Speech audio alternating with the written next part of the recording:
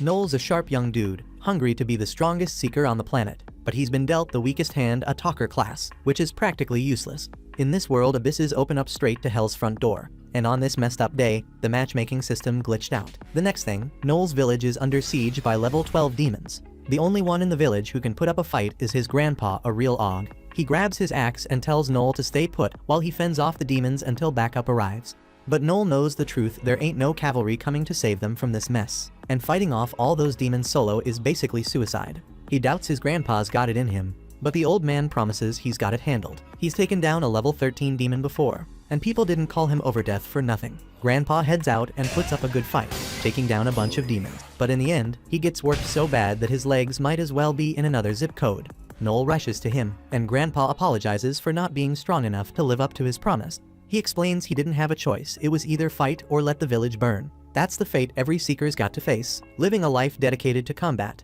Before Grandpa dies, he asks Noel if he's gonna walk the same dangerous path after seeing how rough it is. With tears in his eyes, Noel swears he'll become the world's strongest seeker to honor his grandpa's legacy. Fast forward to today, Noel's kept his word and is leading a team of seekers. But despite giving orders, he's far from the strongest in the squad. He's still stuck with that talker class. His crew is up against lesser vampires, annoying monsters that can't use magic but are tough as nails. To make it worse, the vampire queen can crank out new minions in no time, so they're dealing with an endless swarm. Noel warns his team to stay sharp. These vampires are no joke, they're tough to kill and will keep coming even when they're half dead.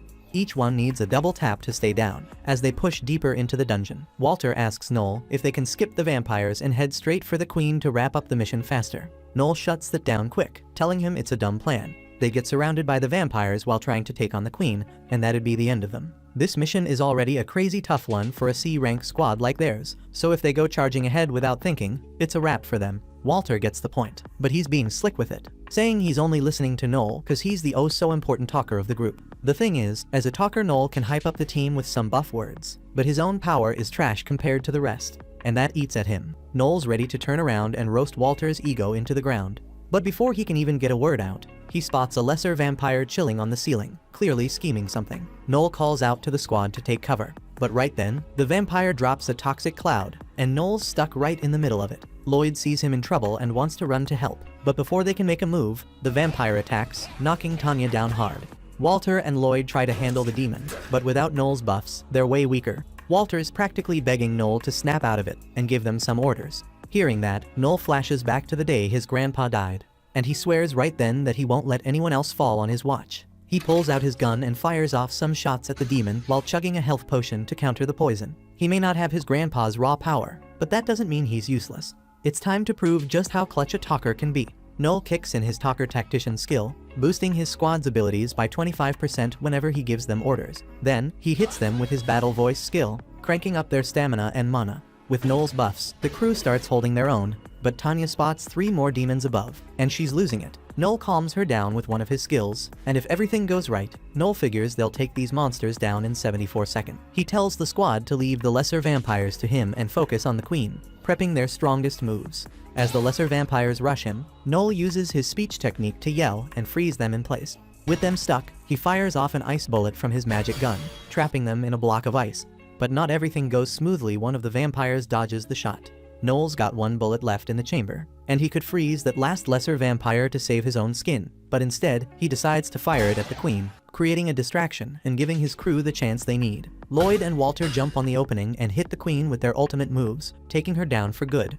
Tanya turns to Noel, ready to celebrate, but what she sees freezes her in place, Noel getting stabbed by the lesser vampire. But it turns out Noel wasn't really stabbed. He played it smart, calculating everything perfectly to make sure he'd survive. He knew that once the queen went down, all the lesser vampires would stop moving, and he timed it out just right to avoid getting killed. With that, the team clears the dungeon, and the abyss surrounding them fades away.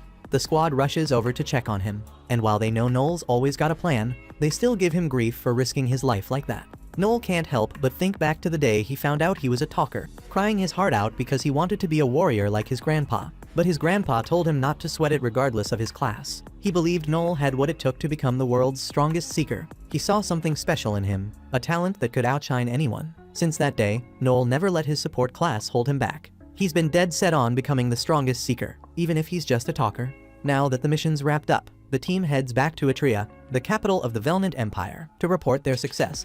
The Empire is more vulnerable to abyss attacks than other places, so they developed magical tech using materials from the demons to protect themselves. The materials they use for this tech can only be gathered by Seekers, which is why Seekers are looked up to by the public.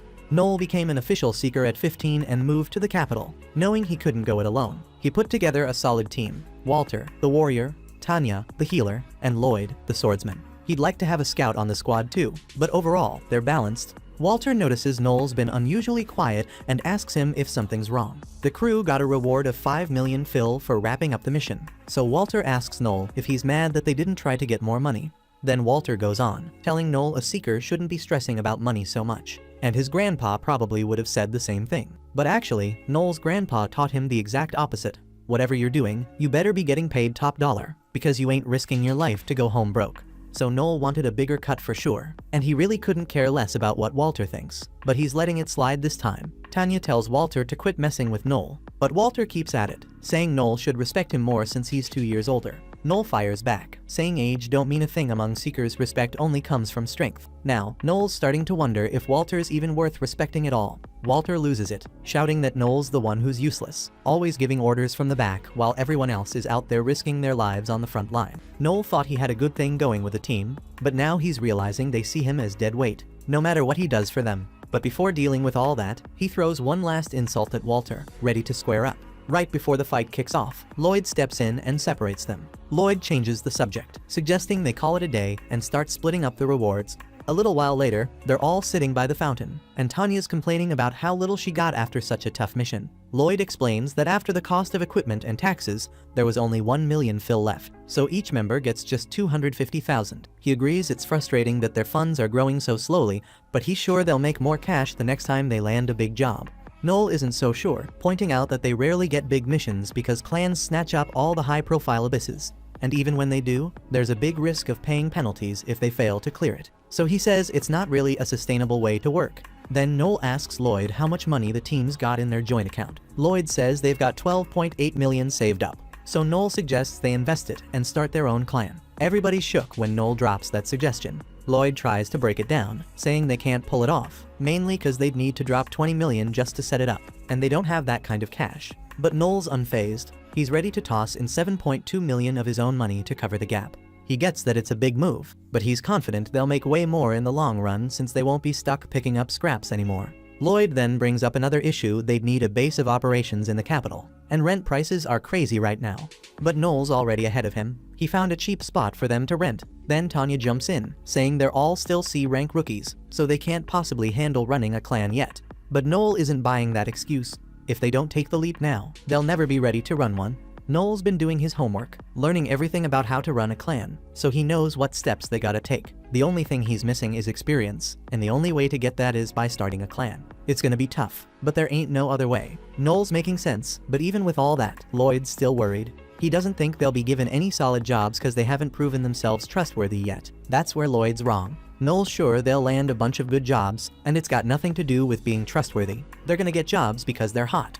This country is always looking for more seekers, and a top-tier seeker is seen as both a hero and a star, so the country will naturally show them love just for looking good. Tanya's not feeling it. She thinks that's basically selling themselves. But Walter, he's already sold on the idea. He's tired of the average life they've been living and wants to taste some fame and fortune. Tanya can't change his mind on that. So now Walter and Noel are on the same page, and Noel turns to Lloyd for his take as the leader. If Lloyd says no, Noel's ready to bounce. He'll take his share of the savings and start a clan with somebody else because he's got a dream of becoming the strongest seeker, and nothing's gonna stop him. Lloyd gets this serious, dark look on his face. He knows he's got no choice but to agree with Noel's plan, and suggests they wait a couple of days to talk about the details of starting the clan. Walter is cool with that, and Noel's feeling good about getting both Tanya and Lloyd to go along with his idea, so he heads out to rest for the night. But later that day, Walter comes running to Noel panicked. He's got bad news: Lloyd and Tanya have betrayed them and disappeared with all the money. After Noel reads the letter, he gets the full picture.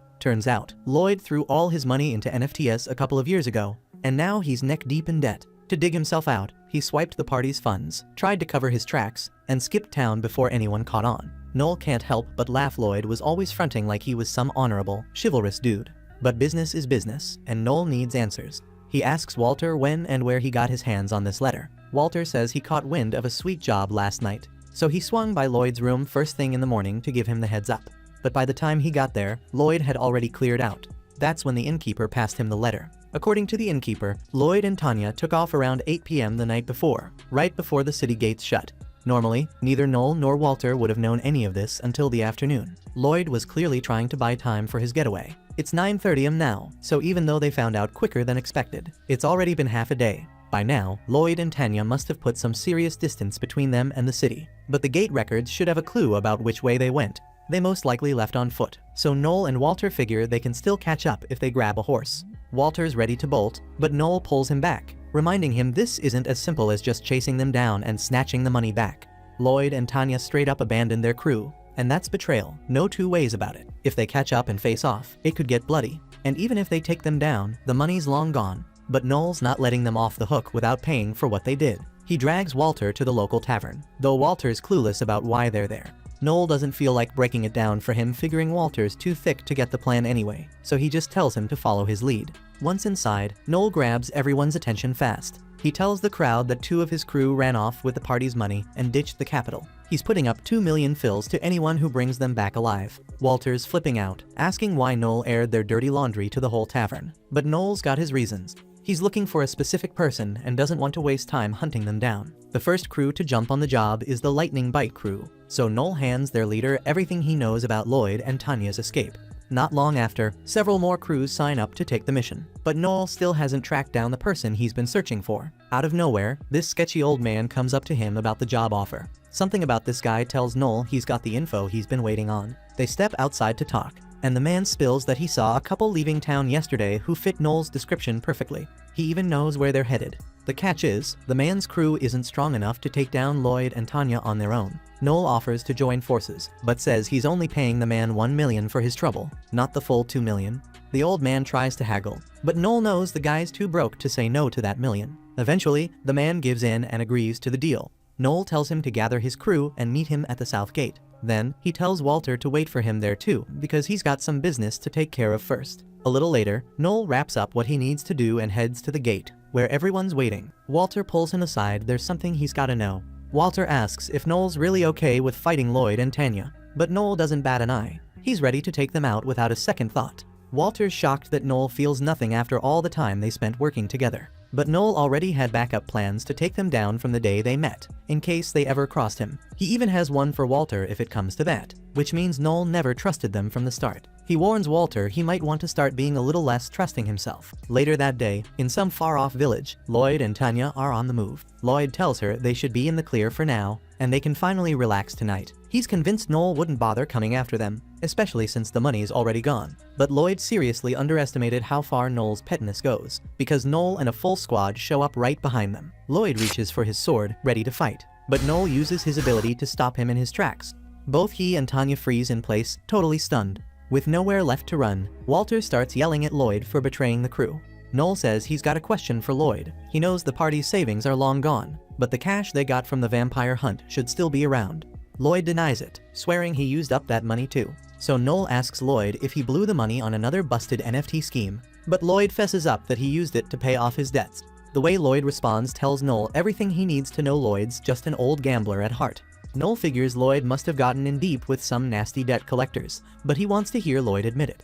But before Lloyd say a word, Walter cuts him off, screaming about how he gambled away all the money they busted their backs to save. Lloyd drops the act, saying he's the real victim here. He didn't want to mess with the party's cash, but gambling was too fun to resist. Besides, they dumped the responsibility of leading the crew on him, so it's their fault too. Noel's heard enough BS at this point. He boots Lloyd in the face and starts stomping on him, furious that he had the nerve to throw out such weak excuses. Lloyd was the one who begged to be leader, all so he could feed his gambling habit. Noel keeps stomping, and soon Lloyd's bloody and begging for mercy. But Noel doesn't know the meaning of mercy. He's ready to beat Lloyd into the ground 1,000 times if that's what it takes. Tanya steps in, pleading with Noel to let Lloyd go. Noel agrees, but only if she's down to take the beating in his place. Noel's all about equality, so if she's volunteering, he's more than willing to stomp on her instead. Using his power, he forces her to confess, and sure enough, she spills the truth. She admits she gambled away the party's money right alongside Lloyd, and turns out, she's even more of a gambling junkie than he is. The ability Noel used makes anyone spill the absolute truth for a short time, and once Tanya snaps out of it, she's livid. She screams at Noel for using mind control on her, reminding him it's illegal under Imperial law. Noel doesn't deny it, she's right. Using mind control for personal reasons is against the rules. But right now, she's the criminal, and what Noel did counts as an interrogation, making it perfectly legal. Now that Noel's finished dealing with the traitors, the old man steps up, asking for his payment. Noel agrees to pay him, but says he needs a minute to handle something first. The old man doesn't take too kindly to being told to wait. He grabs Noel, accusing him of trying to rip them off. But Noel yanks him down to the ground and calmly tells him he'll get paid, so he needs to shut up and be patient. The man's fuming and pulls out a knife, ready to make a move. But that's the worst decision he could have made. Before he can even swing, Noel lands a clean punch to his chest, knocking him out cold. See, Noel learned that move from his grandpa first-hand experience too. It's a precise hit right above the heart, strong enough to temporarily paralyze the heart muscles, even dropping seasoned warriors to the floor. Grandpa taught him this because Noel's a talker and can't boost his own strength, so he needed something to defend himself. The man's crew drags his unconscious body off the road, and soon after, a fancy carriage rolls up. Out steps Noel's old friend, Finocchio Barzini, a notorious slave trader. He's the head of the Barzini family, eccentric as they come, and a bit too zesty. But Noel knows he's the only one who can help right now. Noel's plan is crystal clear. He's selling Lloyd and Tanya to Finocchio to recoup the money they stole. Tanya's scared out of her mind, but Noel reminds her she's got worse options. He could always turn her in to the police, and in this place, that means being shipped off to the mines. And everybody knows the mines are no joke. Her best shot at survival is as a slave, hoping they get bought by a decent master. With that out in the open, Noel asks Finocchio to appraise Lloyd and Tanya. After checking them out, Finocchio offers $6 million for the pair. But Noel's not having it, he says that's too low. Finocchio apologizes, explaining that times are tough. The Holy Cross Church is about to issue a decree forcing everyone to take a vow of poverty. If Finocchio pays top dollar for these two, it'll draw unwanted attention, and he's not trying to get caught up in that. Noel hadn't realized the church had that much pull, even over a powerful family like the Barzinis. But it doesn't change his stance. He tells Finocchio he'll take 11 million, no less. It takes Finocchio a second to catch on, but once he does, he starts hollering about Noel trying to squeeze an extra 5 million out of him. With all the back and forth yelling, Noel keeps bumping up the price, until he's asking for 15 million while Finocchio only started at 6. Finocchio's getting heated, but Noel throws out an offer. If Finocchio buys Lloyd and Tanya for 15 million, Noel will tell everyone that he only paid 13 million. The church's decree means Finocchio can't buy overpriced stuff, but if he plays it right and claims Lloyd and Tanya are worth every penny, folks will be lining up to buy them, just because they're expensive. If Finocchio works his angles, he could flip them for 90 million easy. Finocchio's impressed by Noel's sharp thinking and even offers him a spot in the Barzini family. But Noel shuts it down, he's not interested. Finocchio gets it and agrees to the deal. But first, he walks over to that scruffy guy and his crew, warning them to keep their mouths shut unless they want to die a slow, painful death. With that handled, Finocchio hands Noel a down payment and starts leading Lloyd and Tanya away. Tanya freaks out, begging Noel not to do this, but Noel just gives her a wicked look, so she turns to Walter, pleading with him to step in. She knows Walter has feelings for her, so she expects him to save her, but Walter doesn't move. Tanya, now desperate, starts hurling insults at Walter, calling him every name in the book. The look on Walter's face is priceless. He never thought she'd talk to him like that.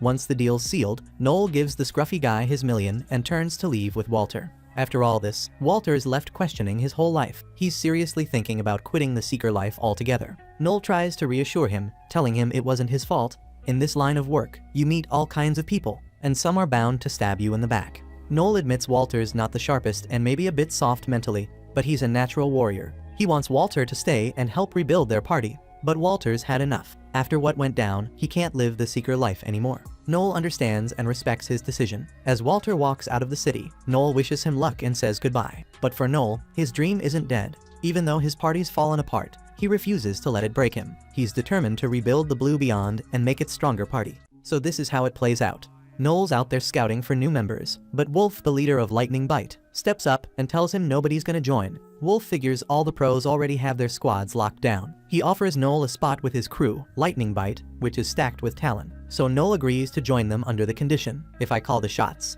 Wolf is caught off guard by that, but the rest of the crew, they don't care, because they know Noel's sharper than Wolf. Wolf, though, reminds everyone he's the one who built the crew in the first place. Just then, out of nowhere, a mysterious girl shows up, says her name's Alma, and she wants in with Noel's team. Noel's thinking she's a kid, but she drops the bomb that she's 21. Lisha the archer does the math and realizes Alma's 5 years older than Noel. Noel asks her what she does and her rank, and Alma says she's a C-rank scout. Noel figures she'll be useful, since scouts are clutch for spotting danger when diving into an abyss. She hits him with a piece of info. She knows Noel's the grandson of Overdeath, and her granddad fought him. The fight was so serious that her granddad lost an arm. Noel's thinking she's here for revenge, but Alma clears it up. She's not out for blood. She's just curious about what kind of seeker Noel is. He lets her know Overdeath's already dead, and Alma tells him her granddad died last month. His name Alker. That name hits hard. Everyone recognizes him as the legendary assassin who started a secret society. But Logan, another dude in the mix, calls BS on her story. He throws out that unwritten rule seekers follow.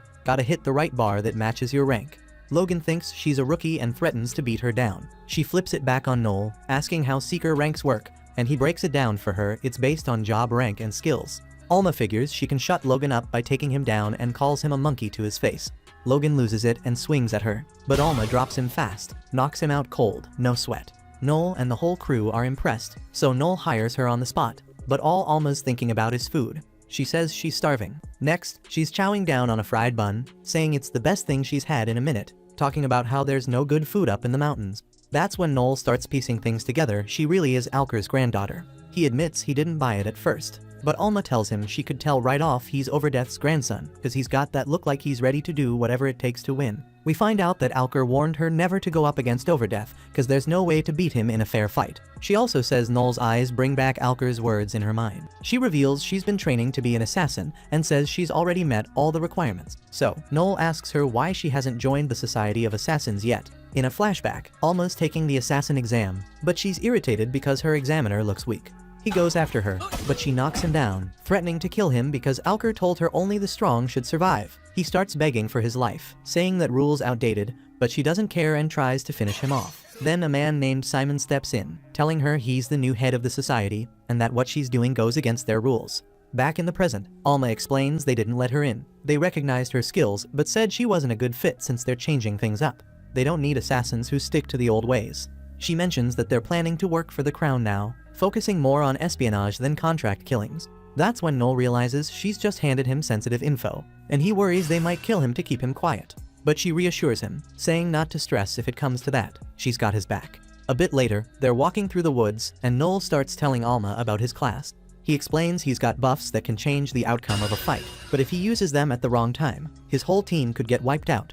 He needs to read the battlefield before using his skills. He says he gives commands to control the flow of battle, but admits he can't fight himself since he can't buff his own stats. He asks Alma to catch a monster, a creature mutated by the abyss, and mentions there are killer rabbits in the area. He asks her to catch one for an experiment, saying he'll use his talk skill to support her, but he thinks it'll be tough for her because her body still needs to get used to his skills. Noel tells her his old team was talented, but even they needed half a month to adapt. He figures she'll need to train, but Alma's confident, saying she can handle it. She senses 13 rabbits nearby, and Noel tells her to catch them while he uses his talk skill to back her up, saying her stats will double as long as she follows his orders. He knows about her skill, Excel, which doubles her speed, and tells her to use it as much as she needs, thinking she'll be able to move even faster than usual. Noel lays it down straight. She's got to catch a killer rabbit in under 10 seconds to pass. He gives the order to start, and Alma hits them with a quintuple Excel, moving at a wild speed. She's tearing through the area, grabbing those killer rabbits with ease, all the while noticing how much lighter she feels with the talker buffs kicking in. She comes back in 8 seconds flat, and Noel's shocked. She caught all 13 rabbits like it was nothing. That's when he realizes she don't need no extra training. Her skills are off the charts. Then, he starts talking about their first gig, and she's thinking it's time to dive into an abyss. But Noel pulls out a letter instead. Turns out, their job's hunting down some thieves in a nearby village. So, they set off and Alma's feeling hyped, saying she's having fun since it's her first time riding in a carriage. Noel's not as enthusiastic though. He tells her the ride's gonna be boring since they'll be stuck sitting for hours. As they're riding, Noel explains that Seekers take on all kinds of work, not just hunting monsters. The Lord's supposed to handle the thieves, but he's moving too slow to protect his people, so the villagers hit up the Seekers for help. Noel mentions that the poor folk won't be able to pay much, but he took the job anyway cause he wants to see what Alma's made of. When they roll into the town of Eudora, Alma tells Noel they should rest, because my bag is feeling sore from this carriage ride, so she tells Noel they need to find a place to crash. They look for an inn, but everything's packed, and they end up stuck sharing a small room. Noel offers her the bed, saying he'll take the floor. Alma clocks that he's feeling awkward about it, so she tells him to sleep next to her, but Noel ain't having it and heads to take a bath. When he comes out, Alma notices his physique dude's been training hard, but she's thinking it's kind of a waste. No matter how hard he works, he's never gonna be as good as a frontline fighter. Talent will always beat out hard work. She even tells him that if he'd been a warrior, he could have been the ultimate seeker. Noel's not trying to hear it. He flicks her and tells her that kind of talk wasn't necessary, then sends her off to take her own bath. As he's lying down, getting ready to sleep, her words stick with him. He knows Alma's got a point, but he remembers what his granddad used to say. Overdeath believed in him, telling him he could still become the strongest, even as a talker. He is not about to let his granddad down. When Noel and his buddy roll up, they see the village boss beyond waiting for them. He's caught off guard, surprised that it's only the two of them. Noel breaks the news, saying the rest of the crew bailed. It's just them now. He reassures the chief, telling him not to stress, they'll handle business. The chief gives a shaky smile, not too sure about it. Once inside, they sit down, and the chief's wife brings them some tea. Noel catches the chief's daughter peeking at him from the next room. When he notices her, she ducks away all shy. The chief chuckles, saying she's at that awkward age and has been looking forward to their visit. Noel figures she's probably bummed their good-looking leader didn't show up, but it turns out she's got her eye on Noel instead. Switching the topic, Noel asks if the band of thieves is about 20 deep, and the chief says yes, that's about right. The chief also adds that the thieves hit up a nearby town, leaving a trail of bodies. Not only did they rob the place, but they snatched up the women too. Noel asks if the chief knows where these bandits are hiding out. The chief points east, mentioning a rocky clearing in the forest. With that info, Noel decides it's time to talk money. He brings up payment, asking for $200,000 upfront and $300,000 when the job's done. The chief agrees without a fuss and hands over the advance right away. Noel locks in the payment, a little surprised the chief didn't even try to haggle. But it dawns on him that the village probably scraped together all they had. They're hurting. Noel then heads out, saying he'll be back when the job's wrapped. The scene shifts to Noel and Alma walking in the forest. Alma says the chief couldn't keep his eyes off her chest and calls him a nasty creep for doing that in front of his wife and daughter. As they're leaving, the chief's daughter runs up, asking if they're really gonna take out the thieves. Noel tells her not to sweat it, they'll knock this out quick. She wishes him luck and says she'll be cheering for him. Then she pulls out a bamboo dragonfly, asking if he remembers it. Noel flashes back, recalling he was the one who showed her how to make those. She proudly tells him that hers fly higher than the other kids, but this one, it's the same one he gave her. She says she's been holding on to it since then, and it's her most valuable thing. Noel thinks that's sweet, and she tells him to come back soon because her and her mom are gonna whip up something tasty for them. Then, she heads off. Alma, teasing Noel, says he's got the little girl wrapped around his finger. Noel snaps back, telling her to shut it, calling her a big-boobed bimbo, which Alma doesn't appreciate one bit. Next, it cuts to them sneaking up on the thieves' hideout at night. Turns out, the gang is way bigger than 20. Noel's thinking there's no way this many guys are just some regular small-time crooks. He spots the boss and realizes it's Gordo, the razor blade. Alma's clueless, so Noel fills her in Gordo's got a 2 million bounty on his head, and Noel's shocked he's still kicking. Noel tells Alma that Gordo's a B-rank bandit, part of the scout class, and asks if she can take him down. Alma says she can, but only if she fights him one-on-one. Noel gets it and tells her to leave the rest of the crew to him. She's surprised, reminding him that if he gets too close, the enemy will spot him. Alma explains she can stay hidden, but Noel can't. He tells her not to worry, he's got a plan. After he runs her through it, Alma sneaks into the camp using her stealth ability. Noel uses his link skill to stay in touch with her, and once she's in position, he lets out a howl, stunning all the bandits except for the leader. Noel orders Alma to finish Gordo, and she uses her quintuple excel to take him out in one strike. The howl wears off, but the bandits are left in chaos. Noel tells Alma to keep the rest busy until he can get there. She's slicing through them one by one, and Noel notices that she's starting to get a little too into it. He can already tell she's gonna be a handful later on. When he shows up, he throws a flash grenade after warning Alma and uses flame bullets to wipe out the rest while they're stunned. Next, they're back at the village chief's house. The chief asks about the thieves, and Noel casually shows him the boss's head in a bag, asking for the rest of the money. The chief invites them to stay for dinner before they leave, and they all sit down to eat. During dinner, the chief lets slip that his daughter's been tested and is a skilled swordsman herself. The girl's talking about wanting to be a seeker, just like Noel, and she's wondering if she's got what it takes to pull it off. Anyone can do it, but she's gonna have to register with the government first. Then, she'll need to sign up for a training school with one of the tribes. School's free, but she'll have to cover her own living costs, so she'd better start saving now. He also suggests she can get some hands-on experience by working as a supporter, explaining that supporters are basically the seeker's gophers. It's not super common, but it's a way to see how the pros handle things up close. The girl gets hyped and asks if she can join Blue Beyond when she becomes a strong seeker. Noel promises that if she turns into a real deal seeker, and if he's still someone she looks up to by then, she's got a spot. Hearing that, she lights up and the village chief and his wife bring out some wine. The chief tells them to enjoy it, saying the bottle cost him $100,000 and he's been saving it for something special. Noel takes a sniff and can tell it's high quality stuff, but he plays it cool. saying he's just a guest and can't be the one to take the first sip. He offers the chief the honor, but the chief tries to back out, saying he doesn't drink. Noel's eyebrows raise. Why would a dude spend 100,000 on wine when he doesn't even drink? Noel then drops a bombshell, telling the chief to go ahead and take a sip of this poisoned wine. The chief flinches, quickly denying that he poisoned the wine, claiming he has no reason to do that. Noel challenges him, saying if they were dead, the chief could snatch their money and gear without ever having to pay up. The chief, nervous now, asks Noel what makes him think that, and Noel lays it out. First one, he says, a man who lies about how many bandits there are to try and save on the reward wouldn't break out wine that costs 100,000. Second, Noel noticed right away that the smell of the wine isn't what it should be. It's cheap stuff that's been sitting open for too long and is starting to go bad. And third, Noel points out that he's felt the chief's bloodlust ever since he pulled out that bottle. Alma jumps in, adding that they're not falling for his bad acting, and tells the chief that scouts like her have a tolerance to poison, so even if she drank it, it wouldn't have done a thing. The chief, still holding on to his lie, says they have no proof. Noel doesn't miss a beat, telling him to prove it by drinking the wine himself. The chief snaps and throws the wine aside, telling Noel to shut up and saying he doesn't have to listen to him. But Noel's not letting it slide. He hits the chief with his confess skill, and the truth comes pouring out. The chief did poison the wine. His daughter, standing there, is crushed hearing this. Without missing a beat, Noel gouges out one of the chief's eyes right in front of his daughter, cold as ice, telling him he's not done. He warns the chief he's coming for the other eye next, and after that, the rest of his body. The chief, terrified, begs for forgiveness, promising to pay the 300,000 he owes, but Noel's not satisfied. He tells him that's not nearly enough, not after trying to take him out. Noel demands every last coin in the house. The chief, desperate, pleads that he can't because he's drowning in debt. Noel doesn't care and moves to finish him, but just as he's about to, the chief's daughter rushes inside.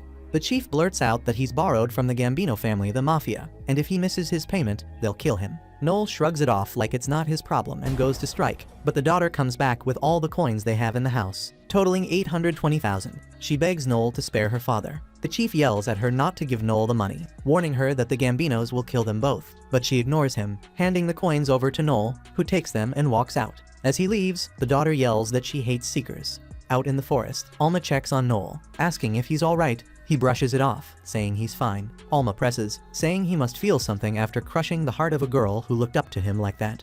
Noel says he's not worried about letting people down. Alma, teasing again, says he can always lean on his big sister when things get tough, but Noel's not feeling that idea at all. Then, they spot a flying airship in the distance. Noel realizes it belongs to the Goat Dinner clan, part of the 3-star regalia. Alma's confused, asking what regalia means. Noel explains it's a title given to clans recognized by the Empire. There are 7 regalia clans in total, but they aren't on the same level. The hierarchy depends on their strength and achievements. At the bottom are 4 3-star regalia, then 2 2-star regalia, and at the top, a single 1-star regalia. One perk of being a regalia is having the right to own an airship, and Alma figures the ship must be loaded with strong people. Noel agrees, saying they aren't just strong, they're elite in wealth, experience, and bravery. Noel then drops his plan, telling Alma he's aiming to be part of the regalia within a year. Hearing that takes Alma back to when she took the test to join the Society of Assassins. After it was over, she asked the leader if she passed, and he told her she did in terms of combat skills. But Alma was confused what else was there. That's when the leader hit her with a question. Was she the one who killed Alker, the previous head of the society? Alma didn't even flinch. She admitted that she did, saying that even the so-called god of assassins was a sitting duck when he got too old. When the leader asked her why she did it, she wondered what the point was in even asking. He shrugged, saying it was just for curiosity. Then, he dropped another bombshell. He knew Alma wasn't Alker's granddaughter like she claimed she was his daughter. Alma confirmed it, saying she was just one of many kids born from women Alker had kidnapped from some random village. She remembered being forced to fight kids her own age growing up, and explained that Alker wasn't looking for a family, he wanted an equal. Alker was obsessed with being reborn as something invincible, unable to accept that he lost his fight against death. Her siblings all fell victim to his twisted dream,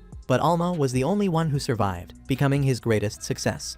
But Simon, the leader, told her that despite her strength, she wasn't fit to be part of the society. When Alma demanded to know why, Simon explained that the society was changing. They were about to become a government agency, and while they would still kill, it wouldn't be their main purpose anymore. It was about securing their future, not making murder their end goal like in the old days. Alma was furious. She had spent 21 years of her life training to be a killer, and now Simon was telling her she wasn't needed anymore. She'd never had fun, never fallen in love, all because of that training, and now it seemed like it was all for nothing. She demanded to know what her last 21 years even meant, and if they were going to throw her away like that, they better give her life back. Simon told her she'd have to figure it out on her own, but he did mention something that might interest her. Overdeath's grandson was out there, working as a seeker with one of the tribes. Alma asked if he was strong, and Simon confirmed it, but with a twist his class was Talker, the weakest class of all. Still, he told her to go check him out if she wanted. Back in the present, Alma hugs Noel tight and tells him she'll always fight by his side, no matter what.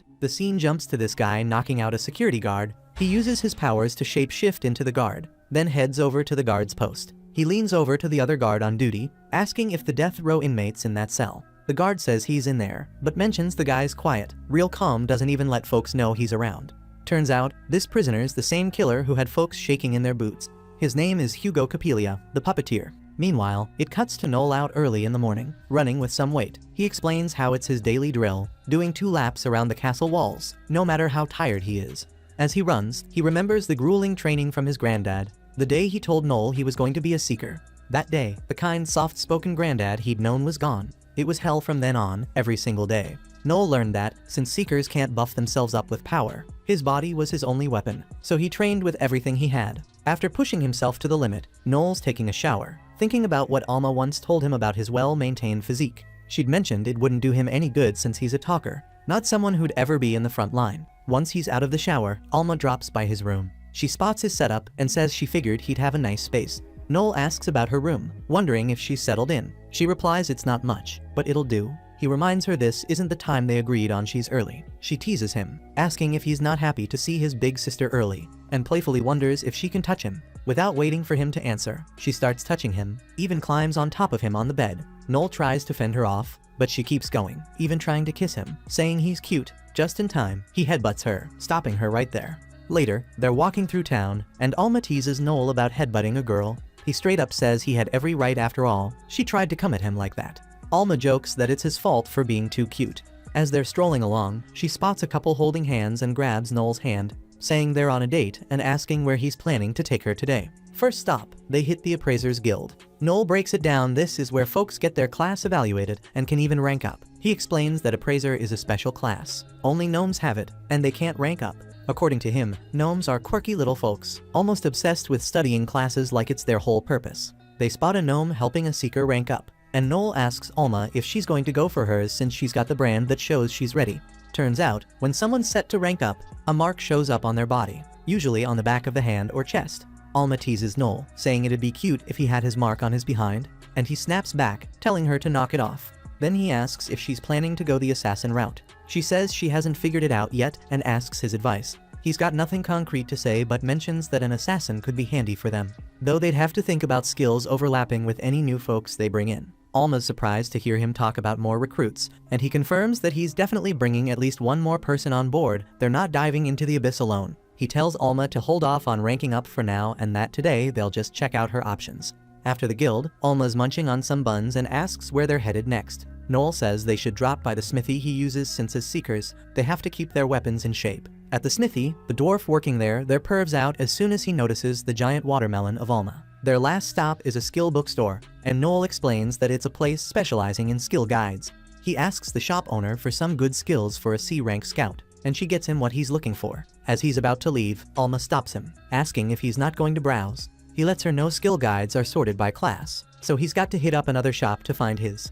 Noel tells her they should link up later, and before heading out, he mentions her budget is $1 million. He tells her to go easy on the cash, and she nods. But later, when they meet back up, turns out she's picked up this huge teddy bear. Noel's stunned, like he can't believe she went and spent money after he told her not to waste it. She tells him she didn't waste a thing, and shows him this armor-piercing skill she bought. It's a projectile move that chops a target's defense in half, and it ran her 800 grand.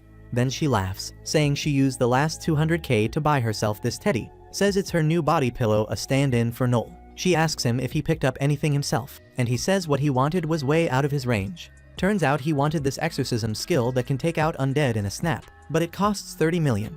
Just then, he notices someone nearby and tells Alma he's got something to handle and will be right back. Alma doesn't seem too happy about that. The next thing, Noel's in a rough part of town, a slum area, meeting up with a guy named Loki. Noel asks why Loki called him to a place this messy, saying they could have talked anywhere. Loki shrugs and says he's on thin ice these days and doesn't want to be seen. He hands Noel a letter, saying it's got the info on the prisoner Noel was looking into. As Noel reads it, Loki asks if he's sure about bringing a killer, someone who had a whole town shaking in their boots, into his crew.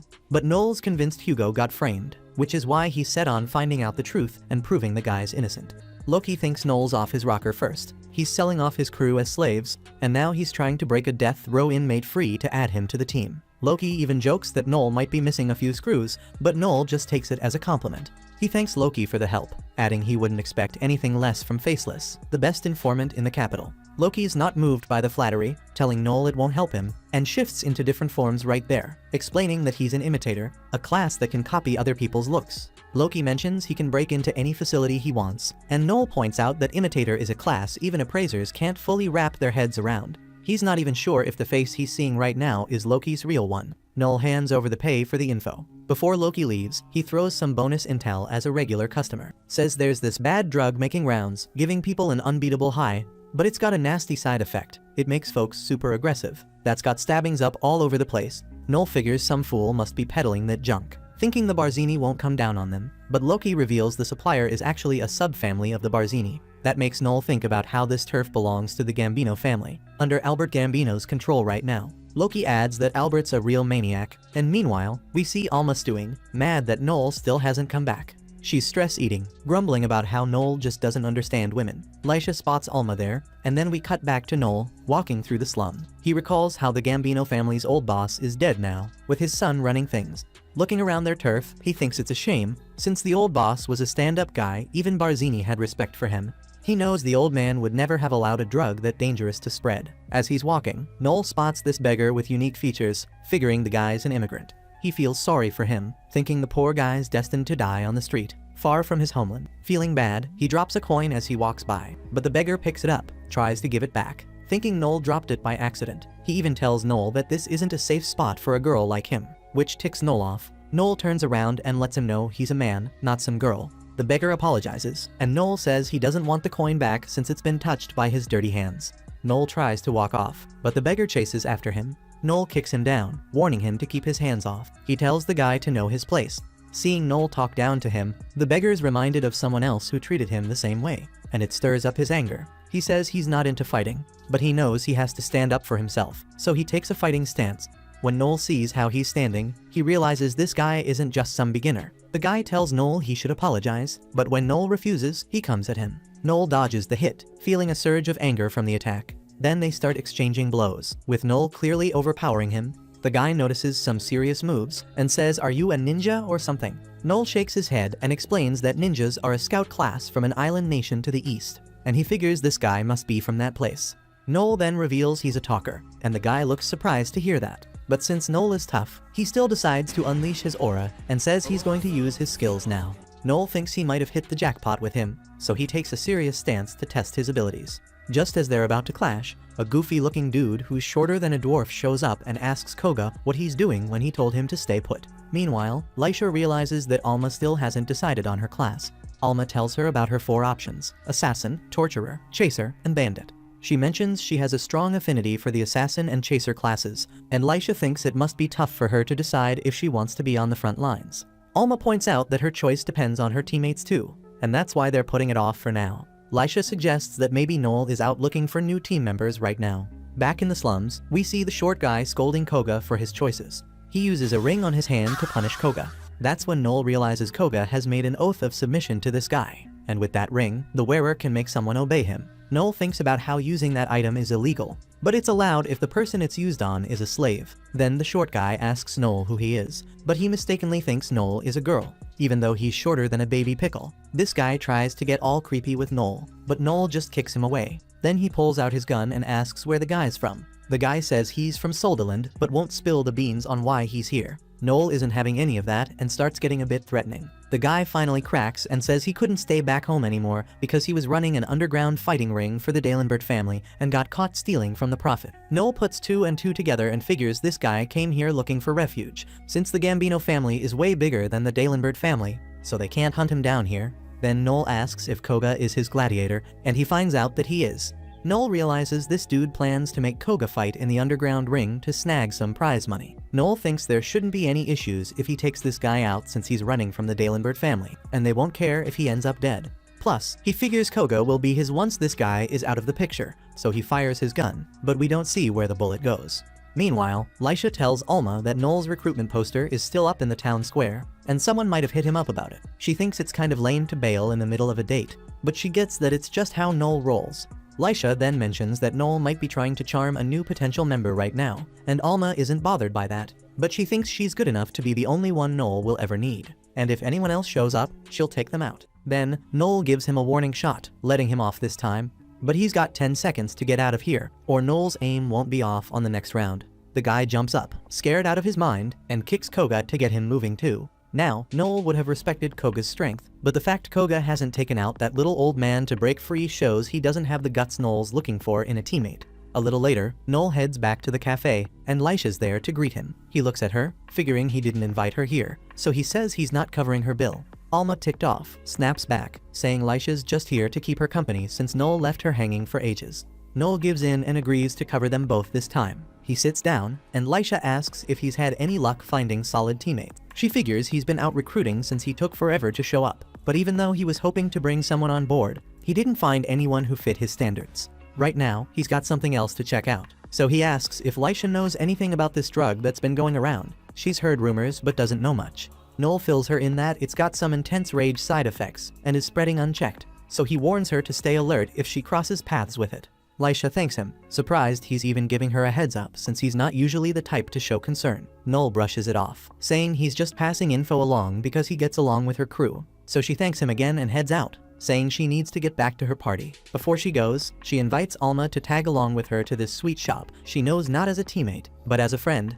Alma's all for it, but Noel's got zero interest in becoming besties with Lisha, so he tells her to hurry up and get going. After she leaves, Noel starts mulling over the mess with that wild drug. If even Lisha's hearing talk about it, it must have spread beyond the capital, and Noel's betting it'll blow up into an even bigger issue than it already is. Meanwhile, that little dude Miguel just got snatched up by Albert Gambino. Normally, Albert wouldn't bother with Miguel, but the Dalenbert family's thirsty for revenge over Miguel's troublemaking, so they called on the Gambino family for backup. Miguel's in full panic mode, because not only did he get caught, but he got caught by Albert, a certified psychopath. Albert's the type to keep a glass case full of skulls from people he's crossed. Albert tells Miguel it'd be too boring to hand him over to the Dalenbert family. Trying to save himself, Miguel starts buttering Albert up, saying a guy as legendary as him shouldn't waste his time on something as dull as handing him over for a bounty. But his pants kissing blows up in his face, because Albert says he's got something real fun in mind.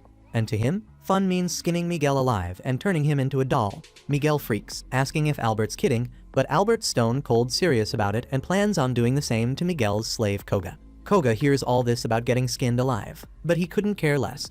He gave up on himself a long time ago, so he's fine with his miserable life ending, even if it means being skinned. Right before Albert can break out the skinning tools, one of his debt collectors walks in, bringing along someone who's missed a payment. Turns out, it's the chief of a men's village. The chief goes on this big rant, explaining how he scraped together the money to pay Albert back.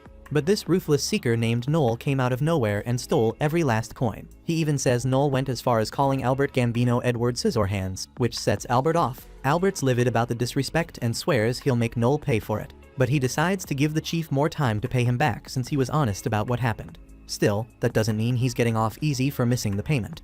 Albert thinks for a second and says he'll be taking the chief's right arm as payment for being late. Hearing this, the chief is frozen in terror. Albert wastes no time and orders Koga to do the dismembering for him. Seeing that Koga's got skills with a long sword, he figures it'll be simple even if he's only got a stick to work with. Koga's frozen for a second, but Miguel starts shouting at him to follow Albert's orders, so Koga gets up, ready to go through with it. But right before he does, Albert tells him to hold up because he wants to set the mood first. Albert grabs a purple drug crystal and chomps down on it, getting himself high, because to him, violence hits different when he's out of his mind. Now that he's seeing colors and hearing sounds, he gives Koga the green light to chop off the chief's hand. The chief's in denial, saying no way Koga can cut off his hand with just a stick. But before he can even finish, Koga moves, and a second later, the chief's hand is lying on the ground.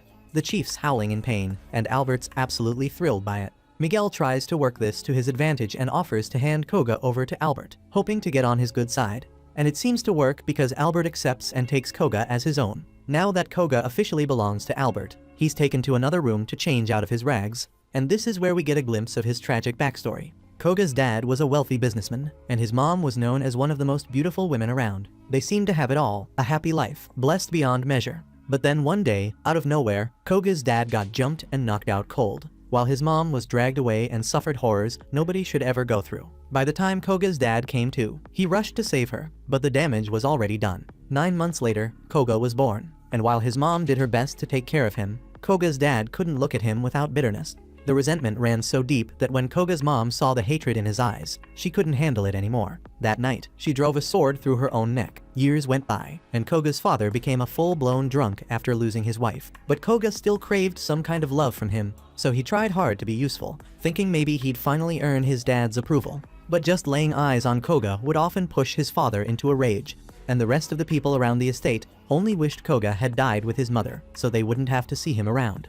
Growing up in that house, Koga was constantly mocked, hated, and unwanted by everyone, and it tore down his self-worth. Then, one morning, he woke up on a boat with no explanation. It didn't take him long to realize his family had sold him off as a slave to get rid of him for good. That's where he first met Miguel, and the first thing Miguel did was throw him into an illegal fighting ring. Once Koga started dominating his opponents, Miguel was hyped, cheering him on like he was some kind of prized fighter. This was the first time Koga ever heard a good word about himself, and it hit him so hard he broke down in tears. But soon enough, he caught on Miguel didn't care about him at all. All Miguel saw was the cash flowing in from Koga's fights. Back to the present, Koga suited up and ready to head out on his first mission under Albert's command.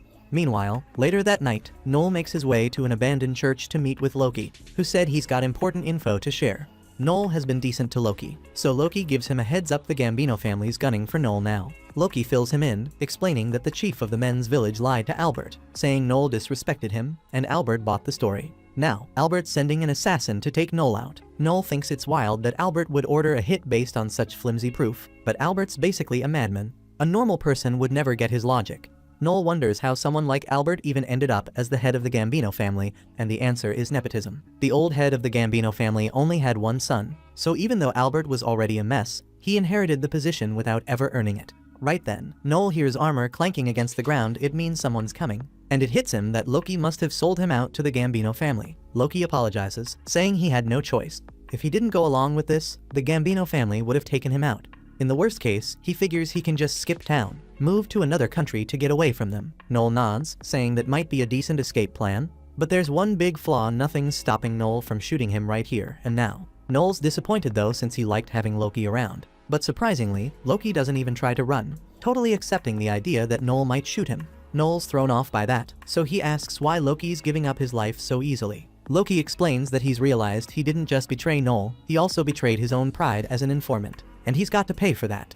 Noel sees Loki's serious about taking the hit, so just this once, he decides to forgive him. Then he tells Loki he doesn't need to flee the country to get away from the Gambinos because Noel plans to destroy that whole family himself. Loki's stunned for a second, then breaks out laughing because Noel forgiving anyone is so out of character. Grateful for the second chance, Loki promises to make it up to Noel someday. But right now, he's no help in a fight, so he takes off. After Loki's gone, Noel turns to face his attacker, drinking a battle potion to get ready for what's coming. The potion ramps up his physical abilities like crazy, but it only lasts for 10 minutes, and it'll leave him worn out afterward. When his attacker steps out of the shadows, Noel's shocked to see it's Koga, and Koga's just as surprised to realize the target he's been sent to kill is Noel stolen. Noel gives him a nod, saying it's impressive he's made it to assassin status with the Gambino family. It's a big step up from being a street brawler. So no interruptions. This time Noel's all about picking up where they left off. He points his gun right at Koga, but Koga's not jumping to pull his swords out. Truth is, he doesn't really want to fight Noel since he still owes him for that silver coin. But that doesn't mean he's about to ignore orders from his master, so he's got to step up.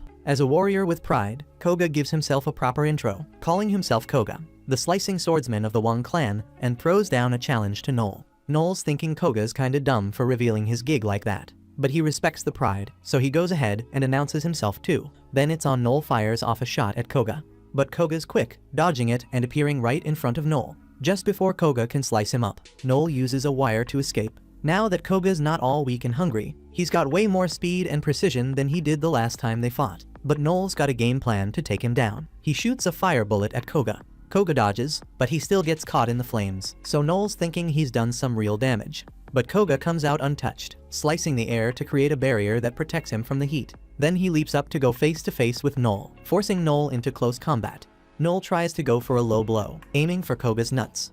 Koga jumps back, calling it a cheap shot, saying that's a low move. But Noel doesn't care it's life or death out here, so he'll use whatever tricks it takes to get the win. Noel then pulls a flashbang from his jacket, blinding Koga, and tries to use the opening to land a death blow. But before he can pull it off, Koga hits him with his special move, unleashing a flurry of slashes. He drives Noel to the edge. Noel tries to throw Koga off with a stun howl, but Koga cuts through it clean, sending Noel crashing off the ledge heading straight for doom. Noel hits the ground hard, gets knocked out cold, and by the time he comes to, he's staring up at Koga, who's standing over him with his sword aimed right at Noel's head. Koga's got this smirk and says he's impressed, talking about how Noel put up a hell of a fight and how tough he is. But Noel ain't having it. He brushes off the praise and straight up asks Koga why he hasn't finished the job. Koga hesitates, looking unsure, because even though he was sent to take Noel out, after a fight like that he just can't bring himself to do it. Seeing Koga stuck like this sets Noel off. Noel starts shouting, grabs the blade and snaps at Koga, telling him he's got no room for mercy, especially not for an enemy. Noel makes it clear, if Koga doesn't kill him now, Albert sure as hell isn't going to let him walk away. But Koga still can't pull the trigger, and he's thrown off by how hard Noel's pushing for him to finish it, knowing full well it means his own death. Koga figures maybe Noel's worried about the people around him, trying to protect others. But then Noel throws him off again, saying it's too late now, he's blown his chance.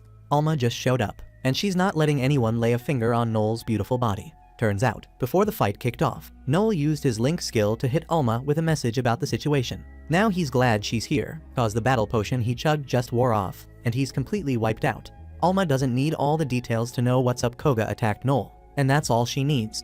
She asks Noel if she can take Koga out, and Noel gives her the green light. Alma wastes no time and goes right at Koga, forcing him to block her strike with his swords. While he's holding her off, he pleads with her to back down, saying he really doesn't want to hurt a woman. Alma cracks up at that, calling him out since she's clearly got the upper hand. But Koga fires back, pointing out that she caught him off guard with a sneak attack and still couldn't land a kill shot. That sets Alma off. She sees it as a challenge and kicks on her acceleration skill, speeding up to blitz Koga and prove she's got him beat. But Koga's no slouch. He counters by turning on his sense enhancement skill, closing his eyes to focus, and reacting with pinpoint precision. While they're still going at it, Noel can't help but feel the weight of being a talker. It's a sharp reminder he'll never be able to throw down the way Alma or Koga can. But instead of breaking his spirit, it just fires him up even more. He's dead set on beating the best and becoming the best. Right now, Alma and Koga are neck and neck, neither one giving an inch. Alma straight up admits Koga's tougher than she expected, but she's got one more deadly move ready to take him out for good.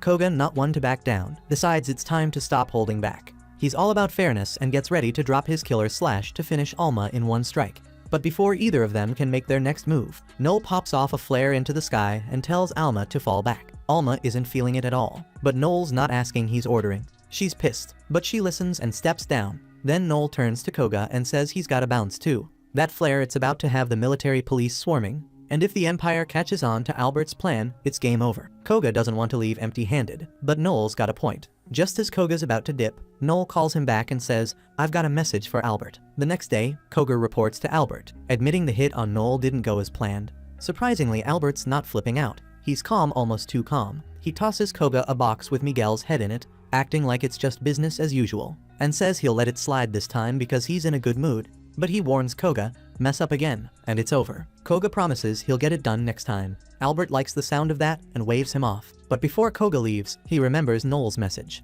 Quote, Noel, tell Albert Gambino I'm gonna wreck his whole crew and send his ass straight to Godlike the Destroyer. Albert leans back, calm as ever, and asks if Koga's telling the truth or if this is another fake out, the way that village chief tried. But when he looks at Koga, there's no sign of deceit in his face. So Albert starts bugging out, and now he's dead set on seeing Noel taken out for good. Koga and Albert's bodyguard Leos step out of the office to give him some space to cool off. As they walk, Leos tells Koga he might have gone a little too far with what he said. Koga owns up to it and apologizes.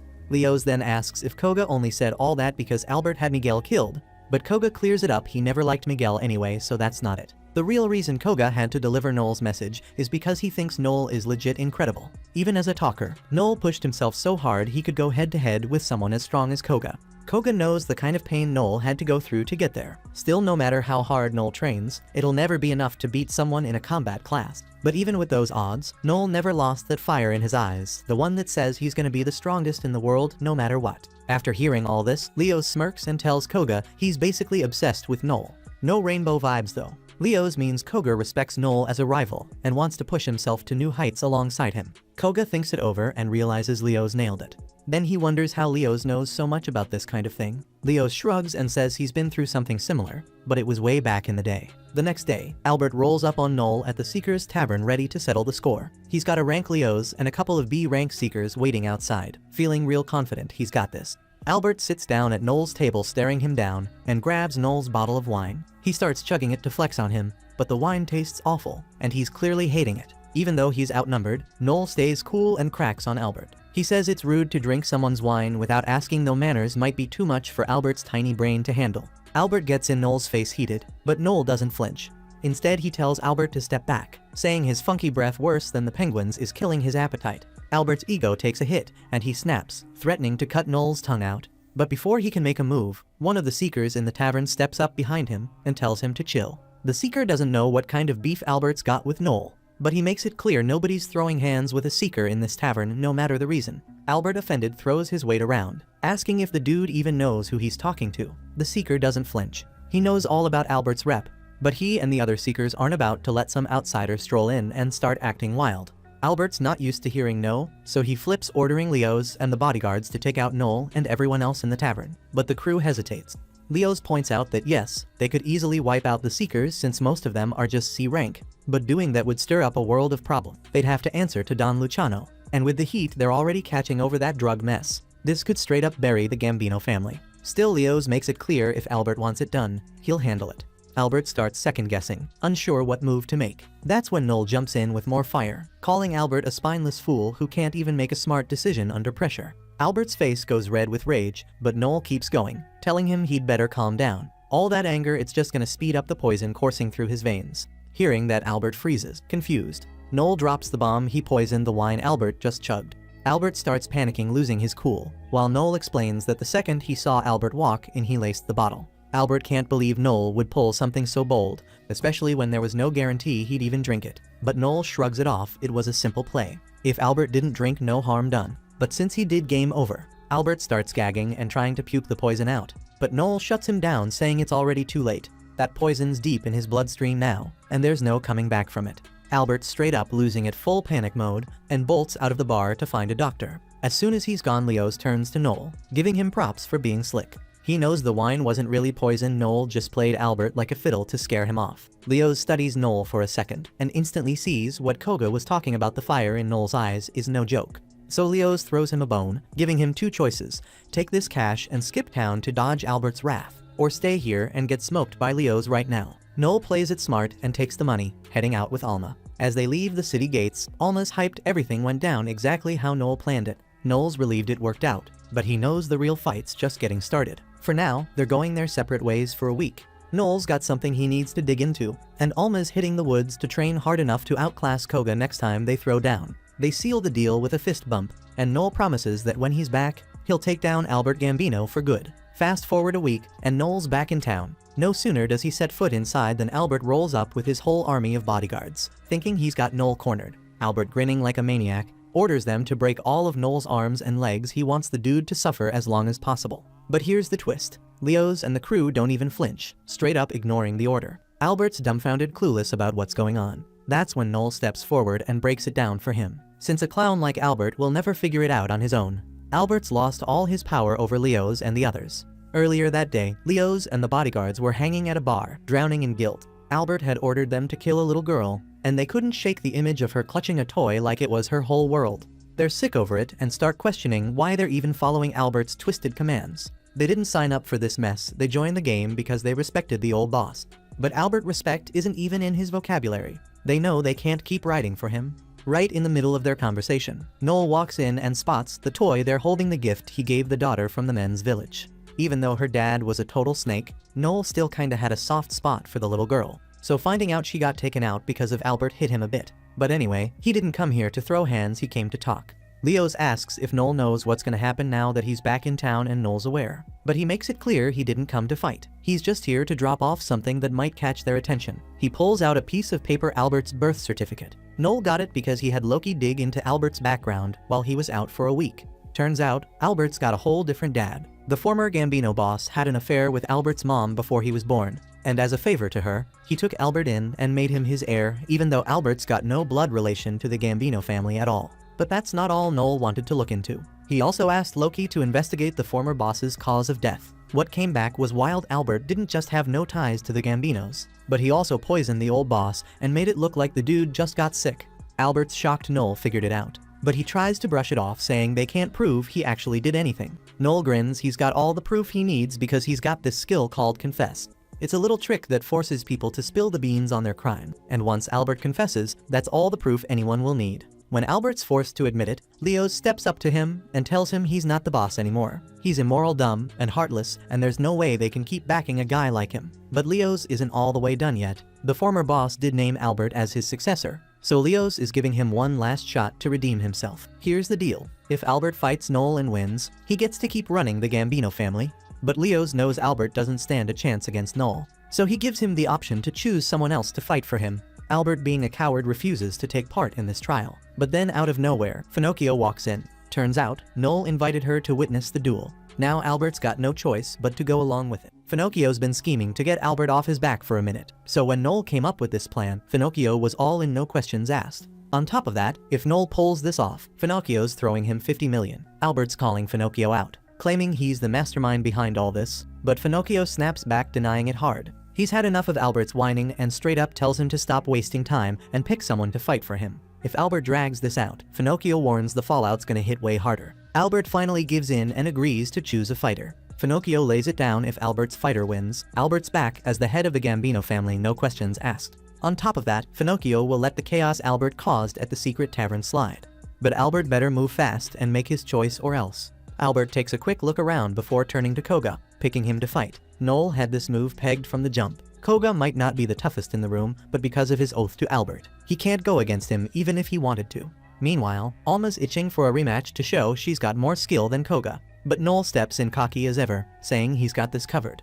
Alma tries to talk him out of it, knowing Koga's out of Noel's league, but Noel's too hyped. He tells her to sit back and watch him handle business. When Noel and Koga finally square up, Noel notices Koga's all fired up to fight, even though there's no prize for him if he wins. For Koga, the fight's enough. Plus, he figures if Noel's so confident, he must be packing some kind of trick, and Koga's ready to see what it is. The energy's electric as they charge at each other. Noel leaps into the air, pulling off a move with an ice bullet. Koga manages to counter it, but the blast leaves a massive ice wall around them, locking everyone else out from seeing what's happening. Inside, the fight gets intense. Noel's darting around, staying out of Koga's range, dodging his blade. But once Noel puts some space between them, Koga shifts into a stance that signals he's gearing up to unleash his super damn flash. That skill of Koga's cranks up his attack power 7 times over when he draws his sword. If Noel gets too close, he's risking getting sliced clean in half. But Noel ain't sweating it, he's already set things up to make sure he wins.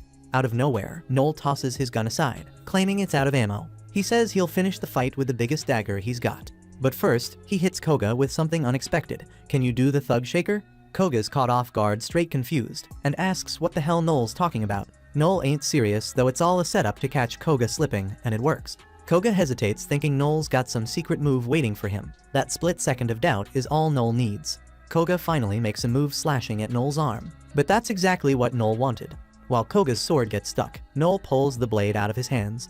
Koga's stunned, he can't believe Noel would go that far to win. But Koga's not down yet. Losing his sword don't stop him. He shoves Noel back and makes a mad dash to grab the sword before it even touches the ground. Then Koga lets loose a slash so powerful, it blows the ice dome apart and sends Noel flying. Koga thinks it's over and dives in to finish the job, landing what he believes is a killing blow. But instead of cutting Noel, he slices into an ice bullet Noel had tucked in his pocket. The bullet's effects hit instantly, freezing Koga solid like he's been locked in a freezer. Turns out, everything Noel did was to set Koga up for this exact moment. And now that Koga's frozen like he's been inside a meat freezer, Noel leaps up and lands a kick that knocks him out cold. Koga's whole life flashes before him as he goes down. As a kid, nobody ever cared enough to have his back, so he never learned to stand up for himself. Then, as a gladiator, he was forced to fight just to survive. He hated every second of it, but those brutal battles made him strong, even how much power he gained deep inside. He stayed that scared little kid who could never fight for himself. All he's ever known is how to take orders. Noel gets named the winner, and as Koga's laid out on the ground, he can't help but wish he had the kind of strength Noel's got. Despite all the trash Noel talks, he's never let anyone stomp on his freedom or ideals, and Koga respects that. Koga ain't getting back up anytime soon, and with the fight settled, Albert's claim to being the Gambino family leader is officially over. Noel's work here is done, so he calls out to Finocchio, letting him know he's bouncing. He tells them they can handle Albert however they see fit. Before Noel heads out, Leo steps up to show love for his skills in the fight and thanks him for getting rid of Albert. Leo even says that if Noel ever needs a favor, he's got his back. But Noel shuts that down quick. He tells Leo he's done dealing with the Gambino family for good. After that, Noel and Alma head to a nearby building where Alma starts cleaning him up and tending to his wounds. She scolds him for being reckless in the fight, especially with that final kick to Koga's chest. She points out that if Koga had been ready for it, things could have gone south real quick. Noel shrugs it off, saying everything turned out fine, so she shouldn't stress over it. But Alma fires back, reminding him that fighting's her job, and his job is to lead, not dive into dangerous fights himself. Noel gives her a sincere apology and promises to chill out with the risk-taking. Alma softens a bit and tells him he can count on her to handle the combat when it's needed. Right then, Finocchio walks in grinning as he congratulates Noel on a job well done. But he's got something on his mind. Noel, always on point, asks if it's about his payment. He makes it clear he's not about to let anyone play him out of his 50 million. Finocchio laughs it off, saying he wouldn't dare shortchange Noel. This whole setup worked out perfectly for him. He got rid of an incompetent rival without lifting a finger, so Noel earned every cent. But Finocchio has something else to discuss, something private. He asks Alma to step out of the room for a moment so he can talk to Noel one-on-one. Noel tells Alma it's all good, so she steps out of the room. As soon as the door closes, Finocchio drops the small talk and goes straight for it. He wants Noel to join the Luciano family. He's making big promises too, saying he'll treat Noel like royalty. If Noel's into it, Finocchio is even ready to hand him leadership of the Gambino family. Noel can't help but laugh at the idea and reminds Finocchio he's just 16. How's a kid like him supposed to run an entire family? But Finocchio waves that off, saying age doesn't mean a damn thing. The only thing that matters is that Noel's got the guts to pull it off. Noel agrees he's got what it takes but makes it clear he's already turned this offer down before. By now, Finocchio should know Noel's not about to work under anyone. Finocchio gives Noel one last shot to reconsider. Noel doesn't flinch, his answer is the same. That's when Finocchio's tone shifts. He informs Noel that his class isn't a rank punisher, which gives him access to a unique and deadly skill. Suddenly, Noel feels that something's seriously wrong. He looks up, and there it is. Finocchio is literally holding Noel's heart in his hand. Noel checks his chest, and sure enough, no heartbeat. Finocchio, all smug, starts explaining his judgment skill. This ability lets him rip out someone's heart without their consent if they refuse a request from him twice. Even though Noel's heart is out of his chest, he's still alive, thanks to the skill's spatial link. But here's the catch: if Finocchio steps more than 4 meters away or crushes the heart, it's game over for Noel. Finocchio tells Noel straight up he's too dangerous to leave unchecked. Sooner or later, Noel's gonna become a problem for the Luciano family. Noel asks if this means Finocchio's planning to take him out now before he can grow into a threat. Finocchio doesn't even deny it. But before making his move, Finocchio gives Noel one final shot. He asks him again to join the Luciano family. Noel bursts out laughing, defiant as ever, and says there's no way in hell he's ever gonna say yes. He gets up mad as hell, but Finocchio calmly tells him there's no point in trying to fight because Noel's heart isn't going back into his chest unless Finocchio decides to undo the skill. But Noel isn't about to back down. He keeps stepping closer, locking eyes with Finocchio, and declares that he will become the greatest seeker the world's ever seen, so great that the Luciano family won't even be able to touch him. With that kind of fire, Finocchio's not wrong when he says the best move might just be to kill Noel now. Noel dares him to do it, but throws in a reminder. If Finocchio kills him, he's admitting he's nothing but a coward. A guy too scared to face Noel once he's strong, so he'd rather take him out while he's weak. Whether Finocchio pulls the trigger or not, Noel makes one thing crystal clear: he bows to no one. And here's the kicker though: Finocchio is literally holding Noel's heart in his hand. Noel's got him by the throat with fear. Finocchio switches up real quick, laughing it off like he was only joking about killing him. He puts Noel's heart back in his bag, throws out a half-hearted apology for the misunderstanding, and turns to leave. But before he steps out, he looks back and says, "You better back up all that big talk, kid. If you're gonna make it to the top, you'd better mean it." With that, Finocchio's out. As he's heading out the door, he locks eyes with Alma, who looks like she's one breath away from tearing him apart after the stunt he just pulled. But she doesn't move. But one day, she's gonna rip those nails. So Finocchio keeps it moving, heading back to his carriage, where Albert's waiting. The moment Albert sees him, he starts begging for his life, tears and snot everywhere. Finocchio's disgusted, honestly. It's pathetic. But then an idea hits him, and he smirks. He tells Albert he's not gonna kill him. But then he leans in close and asks, "Ever seen the Texas Chainsaw Massacre movie?" The look on Albert's face says it all: he's in for something worse than death. The next day, Noel meets up with Koga and casually shows him the contract of subordination that makes Koga his slave. Koga assumes Noel's about to claim him as his master, but Noel shuts that down quick. He's got no use for a slave like Koga. Sure, Koga's got some strength, but when you stack him up against the top seekers out there, he's still way out of his league. And Noel, he's aiming for the top spot in the seeker world. He doesn't have time to babysit someone still finding their way. He needs someone fierce, someone who's ready to tear through anything in his path. Noel hands Koga the contract and tells him he's free now. He can do whatever he wants, no strings attached.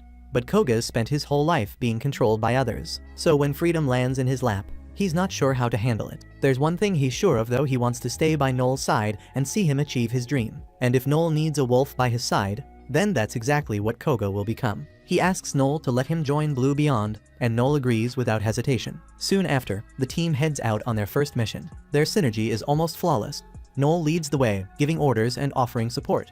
Koga carves through enemies, while Alma clears the field to make room for him to strike. Everything's running smooth until Koga tries to take down the monster general, and Alma swoops in and finishes the job first. That sets them off, and they start arguing over it. Noel steps in and shutting it down. He reminds them they're on the same team and need to work together. He tells Alma to focus and stop causing problems during fights. Then he turns to Koga, pointing out there's no scoreboard here, it's about winning, not keeping count of who gets the kills. Despite the hiccup, their first mission as a team is a big success.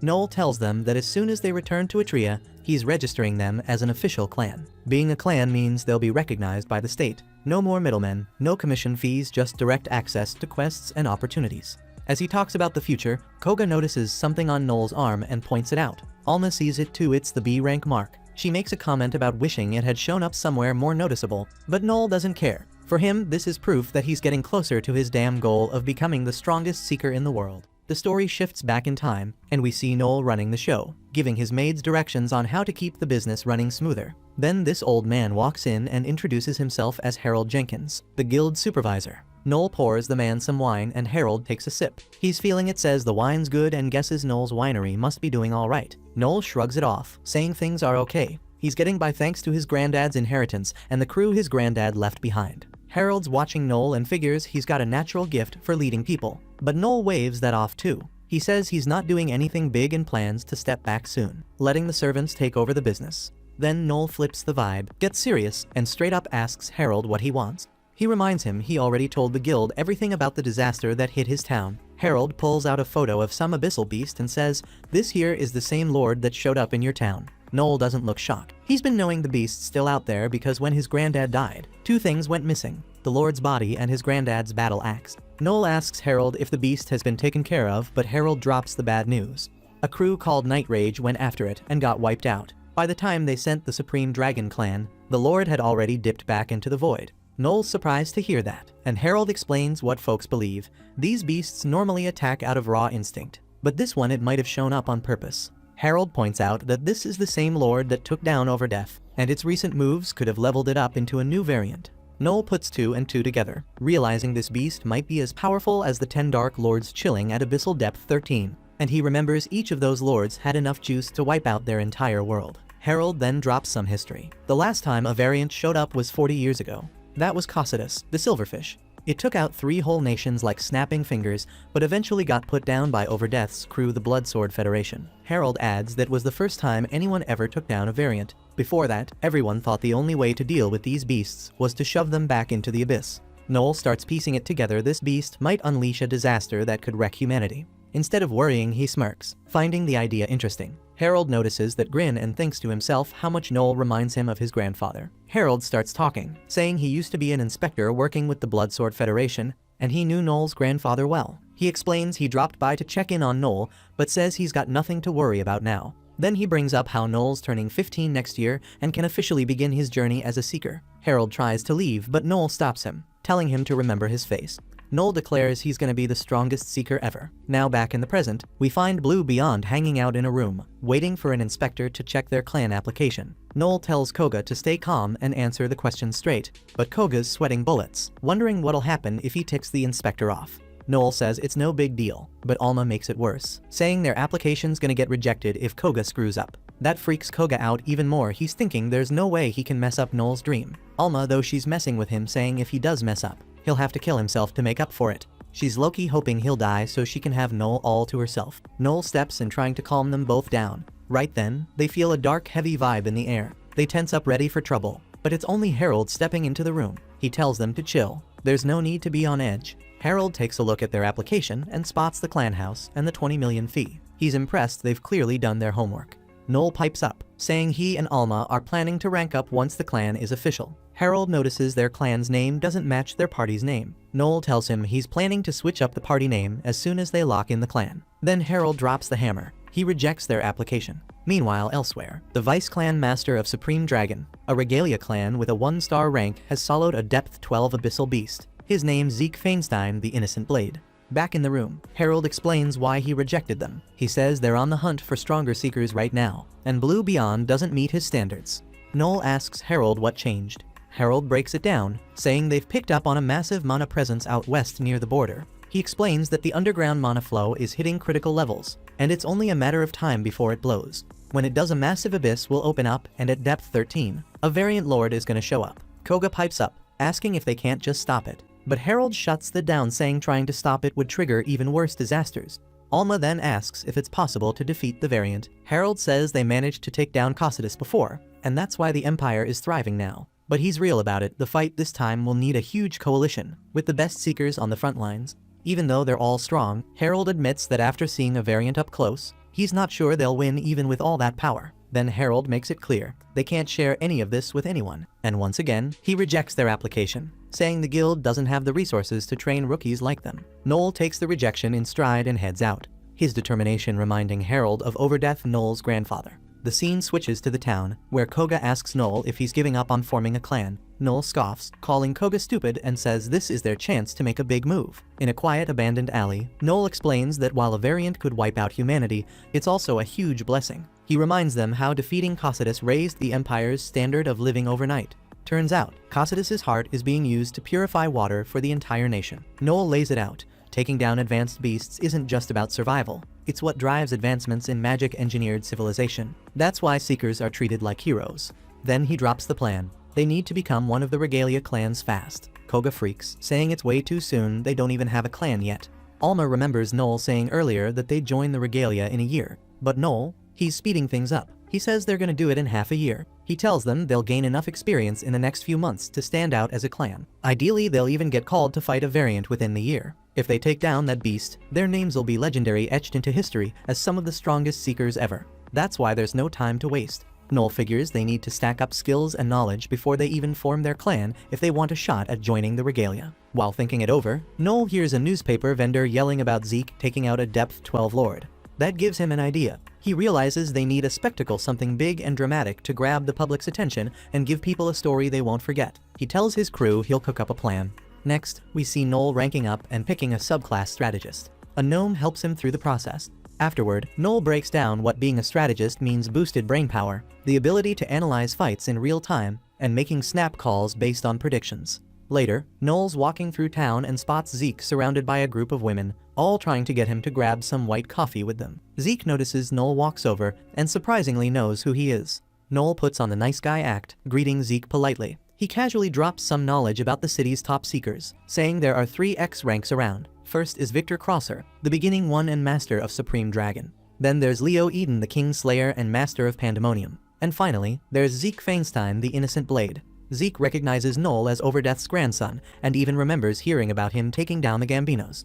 Noel tries to play dumb, denying it was him, but Zeke isn't buying it. He says the Gambinos got overthrown right after Noel had a run-in with their boss. Zeke's sure Noel was behind it and wonders what kind of tricks he pulled. Noel drops the act and straight up asks why Zeke's dancing around the real issue instead of saying what he wants. Zeke admits he's trying to recruit Noel for his clan. Noel shuts him down instantly. He's got no interest in working under anyone. Zeke, unfazed, says he's the type of guy who'll do whatever it takes to get what he wants. That's when Noel realizes Zeke's not afraid to use force. Smirking, Noel challenges him, telling him to show what he's got. He says if Zeke wants him to follow orders, he'll have to prove he's the strongest first. He's talking about how there are 3 X rank seekers in the city right now, but Victor's getting up there in age, so that leaves 2. He's trying to figure out which of the 2 is the top dog, and Zeke catches on Noel wants him to step up and prove he's stronger than Leo. Noel's looking to bring him in, but Zeke's thinking an all-out fight between him and Leo would end with one of them 6 feet under. He straight up tells Noel that he's shady. Noel brushes it off and dips. And some guys roll through, and one of them spots Zeke, calling him out as the second toughest seeker in the whole city. That hits Zeke's nerve. He's pissed and presses the guy, asking why he'd say something like that. The guy explains, well, Leo's taken down more lords solo than you have. Zeke snaps and sends the guy flying. Noel, watching from the sidelines, picks up on it. Being called second best is Zeke's weak spot. Noel decides he'd better form a clan fast before Zeke causes any more drama. Meanwhile, Alma's training with Lisha. Lisha wipes the floor with her. Afterward, she tells Alma, you're not cut out for backline work. You get too fired up and don't even notice when you're in range for an attack.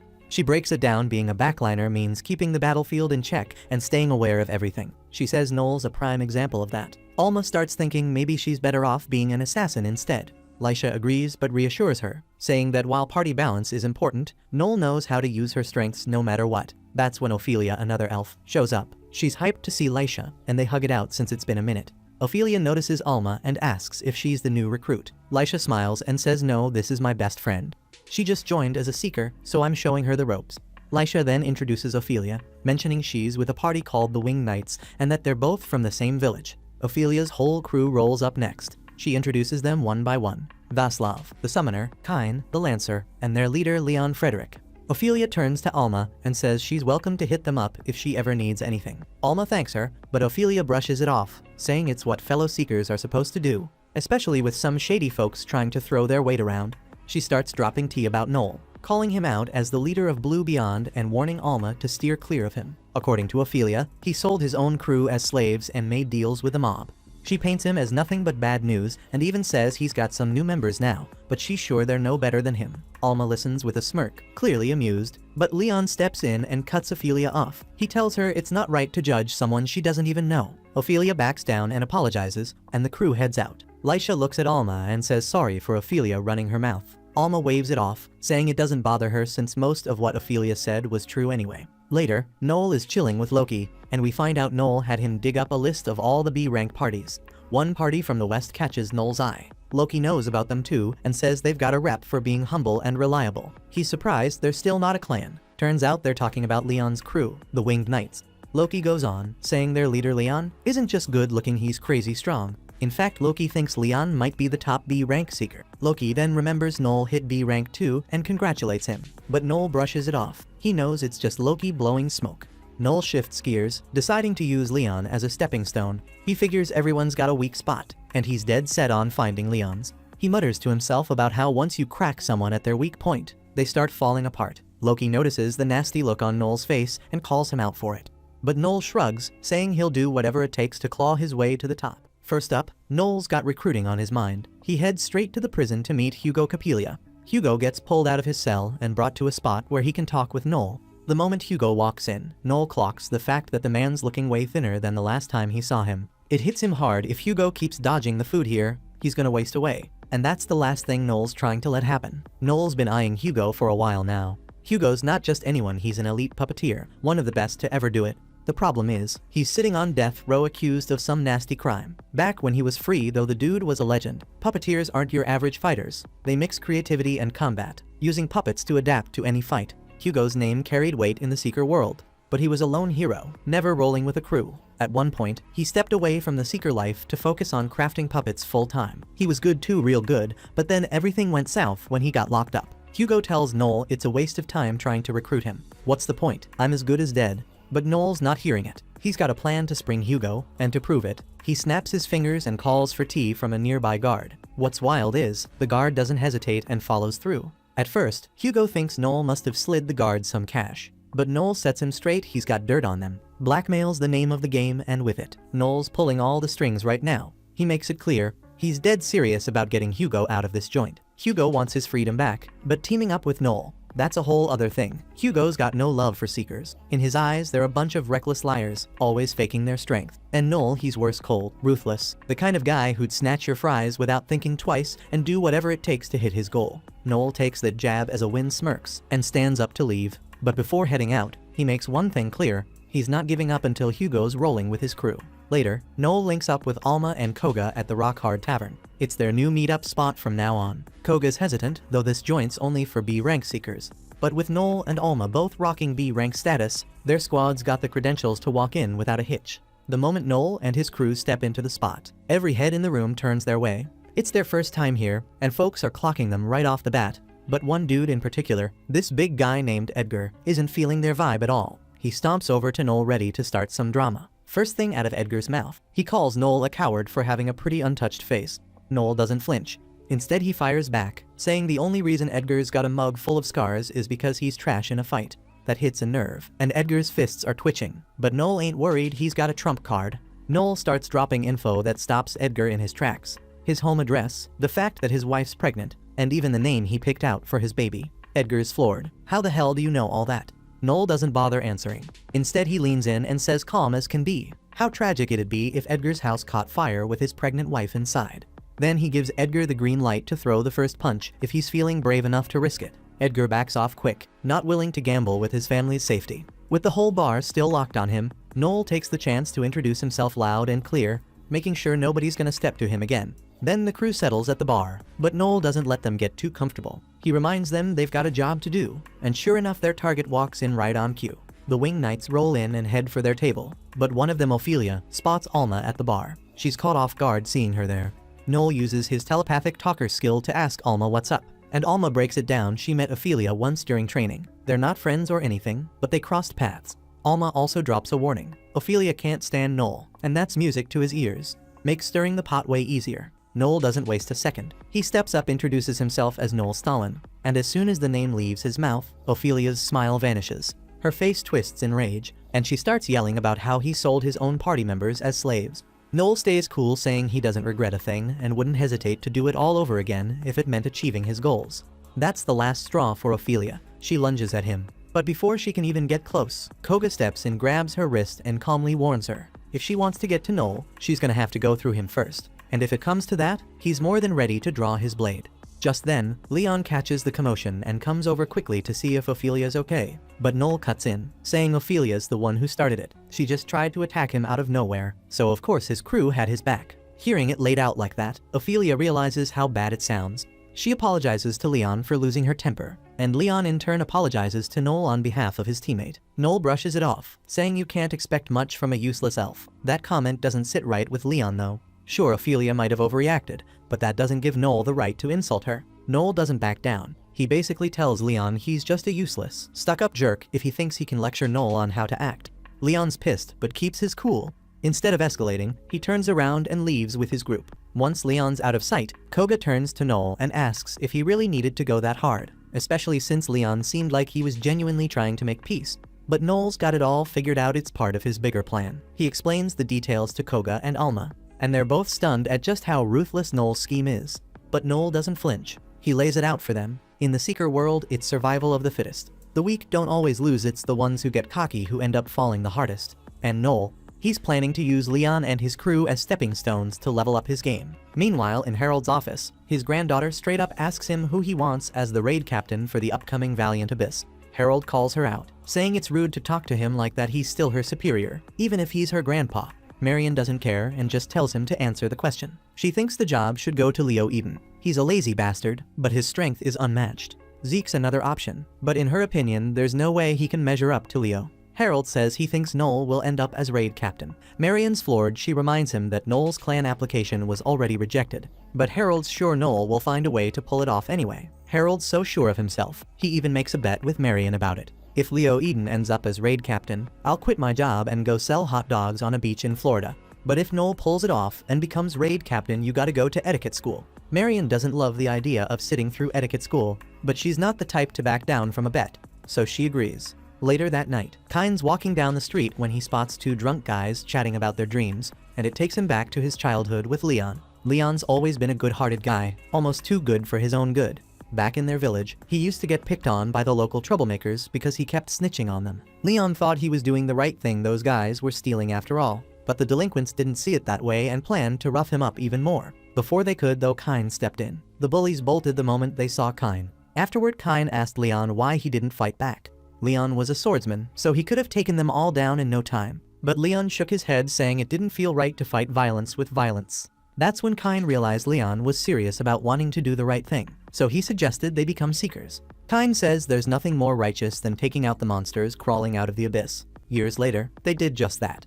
They formed a party and were battling a monster in the forest when Leon hesitated to finish it off. Kine was holding the beast back, and Leon didn't want to risk hitting him with his ultimate move. Kine, always the bold one, told him not to worry. I'll dodge at the last second, just take the shot. Leon hesitated but trusted Kine's confidence. He went in with his finishing slash and completely obliterated the monster, clearing the abyss.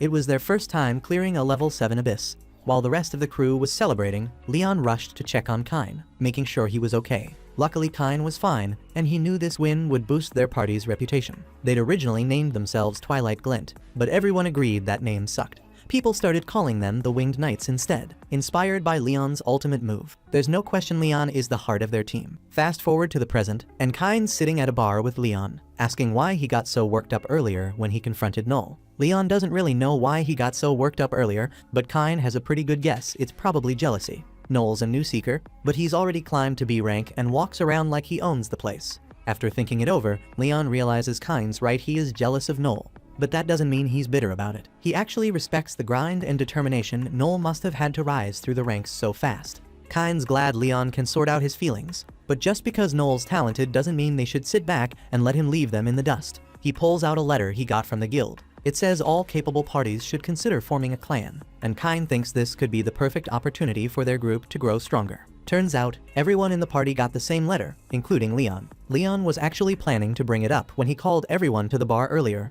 but after that whole mess with Noel, he left before he could. The group's already agreed to go with whatever Leon decides, so he makes the call they're forming a clan. The next day, Leon and Kine head to the guild to submit their application, but Harold shuts them down. Leon's confused. Their party meets all the requirements, so why reject them? Harold explains that under normal circumstances, their application would have gone through. But with a Valiant set to appear in a year, the guild's only granting clan titles to parties that can jump straight into the fight. Kine fires back, saying that's not an issue. Their team just took down a level 7 abyss on their own, they're more than ready. But Harold presses him. If they're so capable, why didn't they apply for clan status right after that big win? Harold says that's the problem. Leon's party isn't serious enough about getting stronger. Without that obsessive drive to improve, they won't be ready to face the Valiant in a year. Kine's pissed. He asks Harold why he even sent them the letter if he was just gonna reject them. Harold takes a look at the letter and says he didn't send it. Someone must have sent it as a prank. With nothing left to talk about, Harold ends the interview. But before he leaves, Leon steps up and pleads for another chance to prove their worth. After a moment, Harold agrees. He'll give them a shot, but only if they pass a test. The test: defeat a level 8 abyss monster. If they can do that, Harold will accept them as a clan. But there's a twist: another party also begged for a second chance. So this won't just be a test, it's a competition. The Winged Knights will be going head to head with Blue Beyond. Harold sits both groups down and breaks the rules down real clear for everyone. He tells them the goal is to take out this level 8 abyss monster called the Dantalion. Now, this thing ain't no regular beast that's tough because it can read your mind. And on top of that, it's got this twisted, sadistic streak. Every seeker who's failed to kill it. They didn't just lose, they got tortured to death by that thing. Harold lays it out straight. The first crew to take down the Dantalion wins. But to keep things tight and avoid anyone twisting the rules, someone asks if that means they can mess with the other team. That's when Leon steps in, saying his squad's got a hard rule: no killing people. Harold calms him down, explaining murder is off limits since the guild forbids it. Still, Harold makes it clear you can mess with the other team if it gives you an edge, just don't cross the line where someone ends up dead. You've got to make sure the other crew can walk away from the fight no matter what.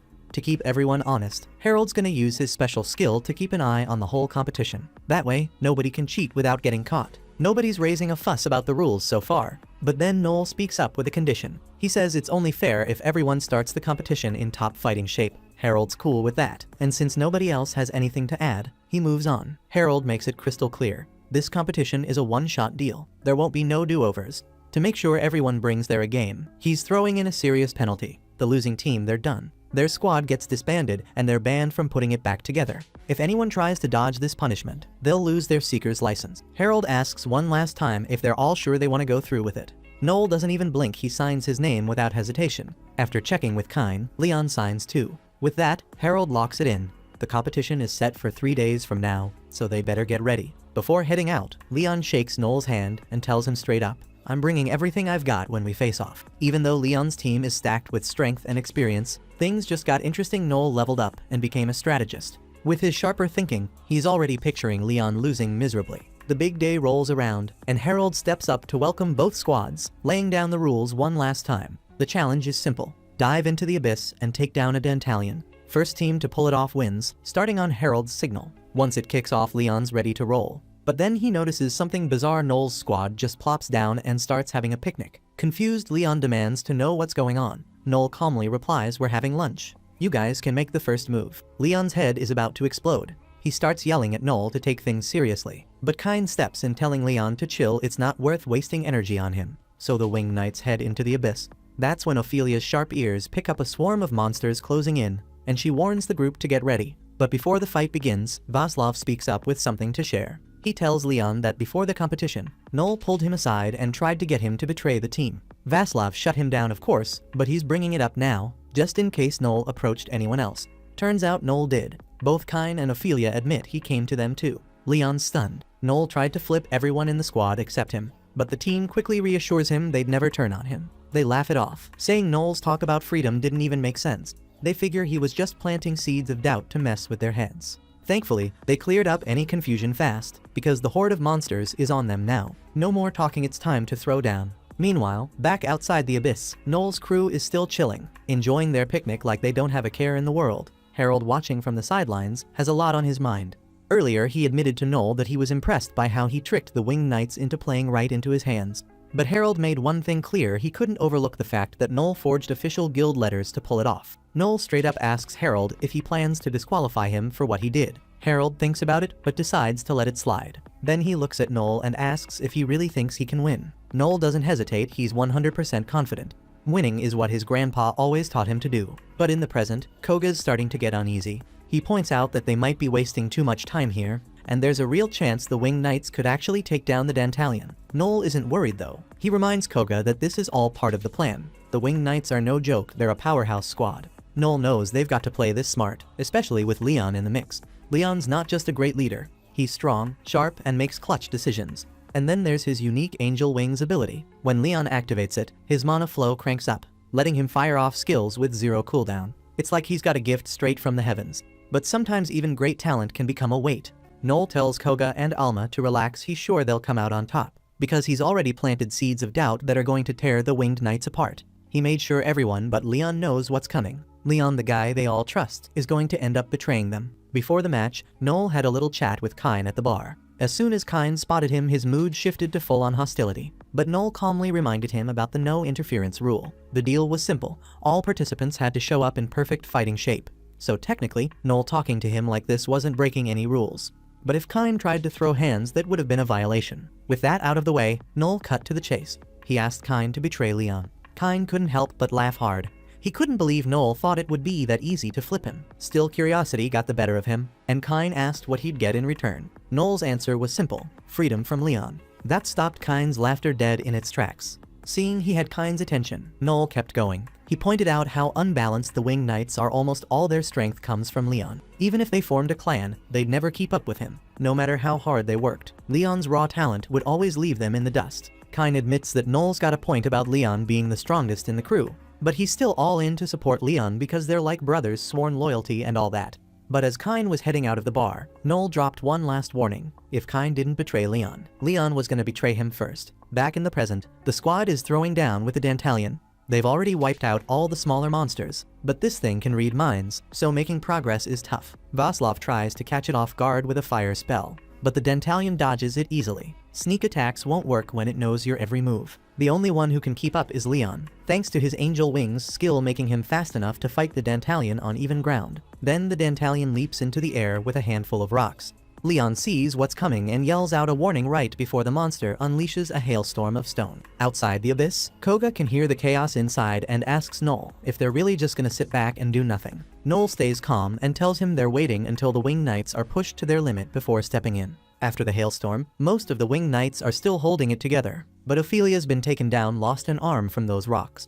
The Dantalion starts celebrating when it sees it managed to seriously mess someone up.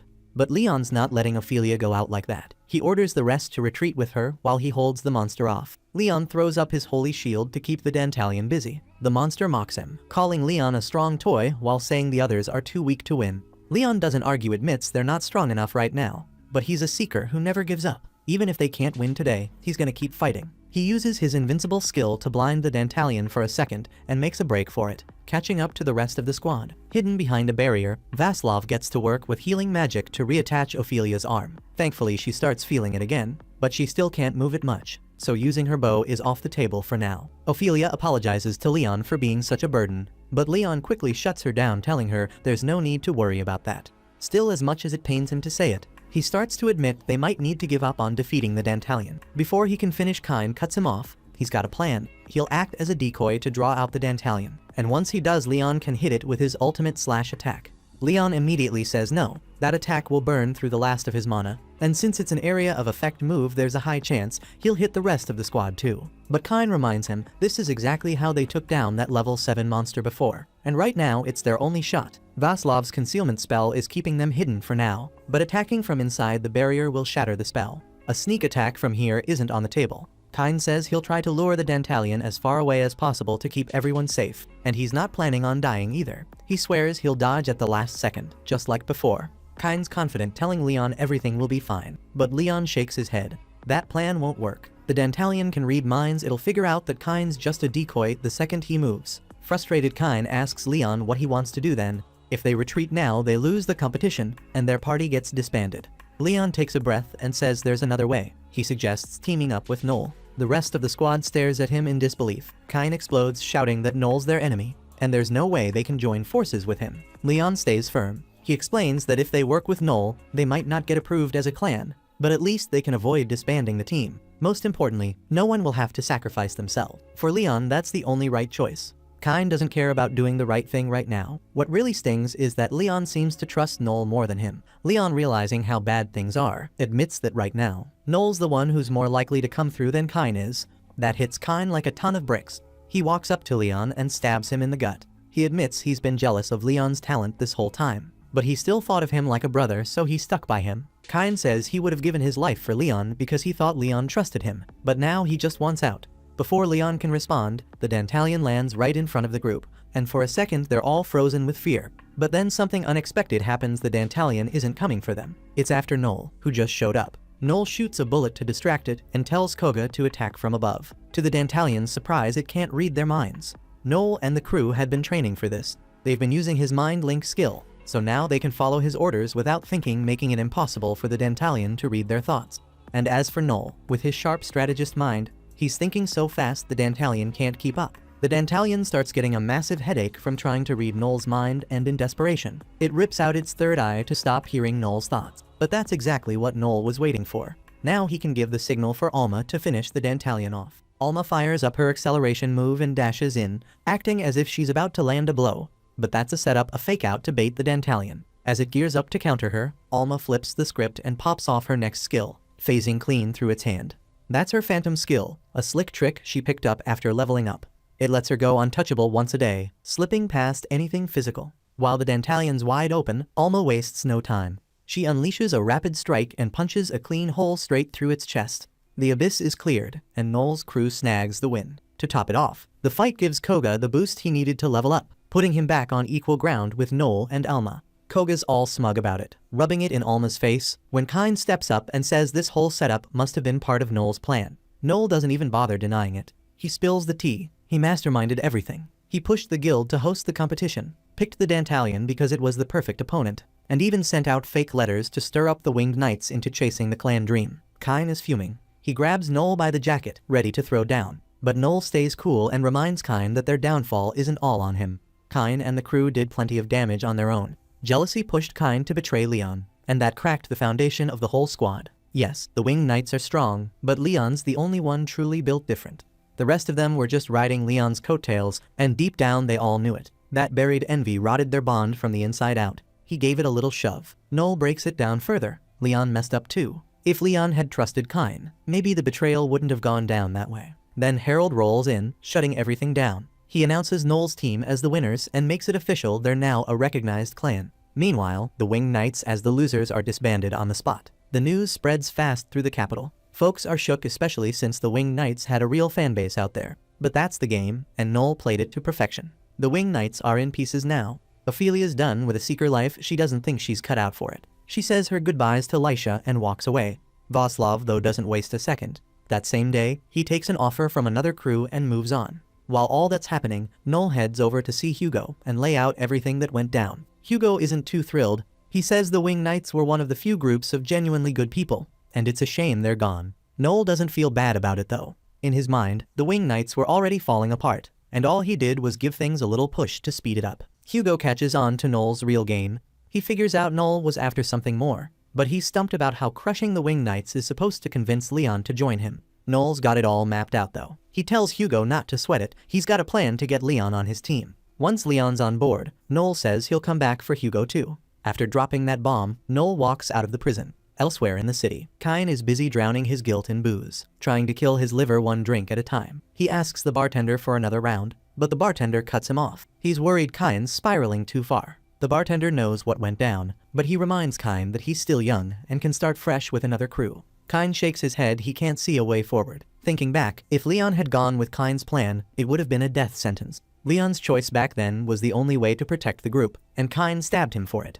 Kyne's stuck in his guilt. He can't forgive himself, and even the bartender doesn't sugarcoat it. He tells Kyne straight up he messed up. But wrecking himself with booze isn't fixing anything. The bartender tells him there's something bigger he needs to handle. He's got to set Leon free. Kyne's confused at first, but the bartender explains. Leon's probably carrying the weight of what happened, blaming himself, and stuck in the past. If Kyne really cares about Leon, he needs to go to him, clear the air, and let him know the truth. Meanwhile, in a dark alley, Leon's cornered by Edgar and a couple of his crew.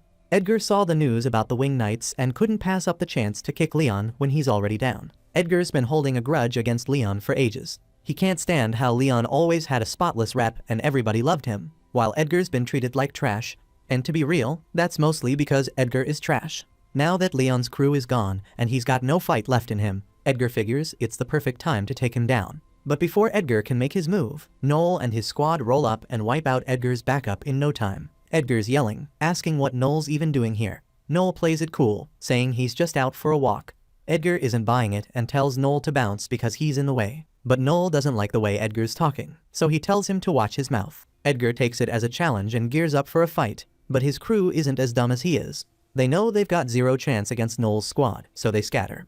Noel, not one to let things slide, decides Edgar needs to learn some manners. He chops off Edgar's nose, crushes it under his boot, and leaves Edgar screaming. Then he grabs Edgar by the hair and warns him that if he keeps acting like a scumbag, he'll give his whole family the same new style. Scared out of his mind, Edgar swears he'll behave and bolts. Once Edgar's out of the picture, Noel turns to Leon. He tells him they've got business to discuss and makes his pitch. Noel wants Leon to join his clan. Leon's stunned, thinking Noel's messing with him, but Noel assures him he's dead serious. He even offers to make Leon the clan's vice master. Noel sees it as a solid deal, but Leon shuts him down. He refuses to team up with someone like Noel, saying the Wing Knights wouldn't have fallen apart if Noel hadn't interfered. Noel doesn't argue. He points out that the Wing Knights were always on borrowed time, and Leon knew it too. Leon only stood so tall because of his team's loyalty and hard work, but no matter how much effort they put in, they could never match Leon's natural talent. Eventually, that gap in skill was bound to stir up jealousy and break them apart. Leon admits Noel has a point,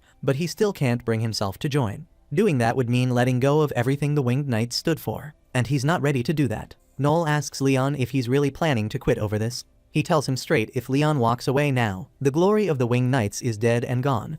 Leon's got a name out here as a seeker. He could keep that legacy alive, even if people see him as a traitor. Noel says this is one time Leon has to put himself first if he wants to protect what matters most. Leon can't deny Noel's got a point, but before making any moves, he hits Noel with a question. He wants to know why Noel decided to become a seeker in the first place. Noel doesn't hesitate. He says his goal is to become the greatest seeker of all time, no debate, and he'll do whatever it takes to get there. Noel's conviction hits Leon hard, enough to convince him to team up. Leon doesn't let Noel off easy. He tells him straight if Noel doesn't back up those words, he'll never forgive him. They shake hands to seal the deal, stepping out of the alley as one crew. Meanwhile, Marion's going over the case file with Harold, and she's not holding back. She calls Noel slimy for tearing apart the noblest party around and then snatching their leader for his own squad. Harold agrees it's not the most honorable move, but he's not mad about the outcome. In his eyes, it created a stronger clan, and he's ready to see what they'll accomplish. Harold's already got their next quest lined up.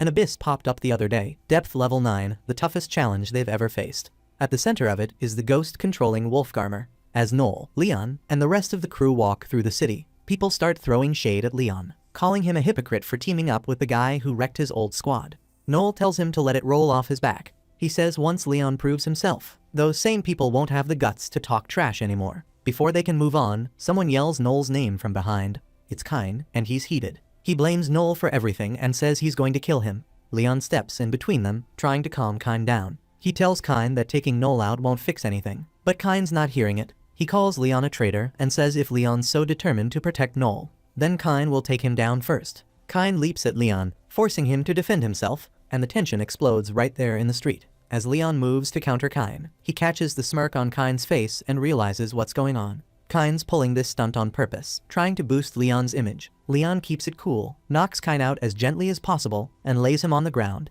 The crowd starts buzzing, hyping up Leon for his strength and skill, praising how he handled it without even unsheathing his sword. Leon doesn't feel great about the situation, but he's made up his mind to stick to his own path. He knows there's no turning back now, even if it means Kine ends up hating him. As he walks away, though, he hears Kine quietly wishing him good luck. Leon wants to turn around and settle things with Kine properly, but Noel stops him. He tells Leon to keep moving. This is exactly what Kine wants. What Leon needs to do for him now is grow stronger and push forward. Later that day, Noel brings the crew to their new clan house. He's grinning, happy about snagging the place for only 20 million. The rest of the group is stunned the price was that low, but Leon remembers hearing rumors about the place. It used to be an execution ground, and folks say every person who's lived there has been haunted by the ghosts of the dead. Noel brushes it off. If anyone's worried about ghosts, he's already got a plan. He pulls out a skill book. He picked up the exorcism skill. It's designed to wipe out any undead on the spot, so the spirits haunting the place won't be a problem. With the housing situation handled, Noel brings out a special necklace for everyone. It's a snake with angel wings, and he explains the meaning behind it. The symbol represents the balance of good and evil within their squad. From now on, their crew will be called Wild Tempest. A few days later, Wild Tempest is out on their first mission as a clan facing Garmer. But there's a problem. Garmer keeps summoning waves of ghosts, way too many for Noel's exorcism skill to handle. Noel starts sweating it, realizing Garmer's strategy. The beast is smart. It's trying to wear them down before going in for the kill. Noel tells Koga and Alma to back up Leon while he handles the ghosts himself with his ultimate Seraph blade. Leon's not feeling this plan, but Noel doesn't give him a choice. He tells him to stick to the move. They all follow Noel's orders, launching a perfectly timed attack. They manage to clear out the ghosts, but Garmer is still standing strong, forcing them to fall back into a cave. The crew is wiped out, barely able to move, but there's no break coming.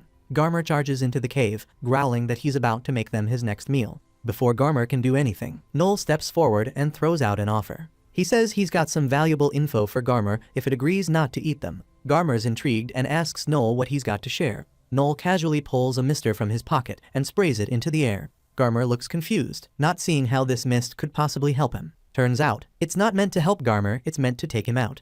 Noel sprays a fast-acting poison into the air, specially crafted with Alma's secret juice. This version is deadly for beasts like Garmer, and it starts hitting him immediately. Garmer growls, claiming a little poison isn't enough to stop him. But Noel smirks. He's got way more poison lined up in this cave. The buildup is too much, and Garmer collapses to the ground. This was all part of Noel's setup. He had everyone act like they were losing to bait Garmer into the cave and let his guard down. Now with Garmer weakened, Noel steps up and lands the final blow, finishing the beast for good. After wrapping up the mission, Noel heads back to Harold. Harold congratulates him on Wild Tempest's first big win as a clan, but Noel isn't satisfied with just that. He's got his eyes set on the top. He's determined to become the greatest seeker of all time, and as a talker, his first step is turning his clan into the strongest one in the game. Thank you for watching to the end. If you enjoyed this recap, please hit the like button and subscribe. If you have any suggestions or tweaks, share them in the comments. They help.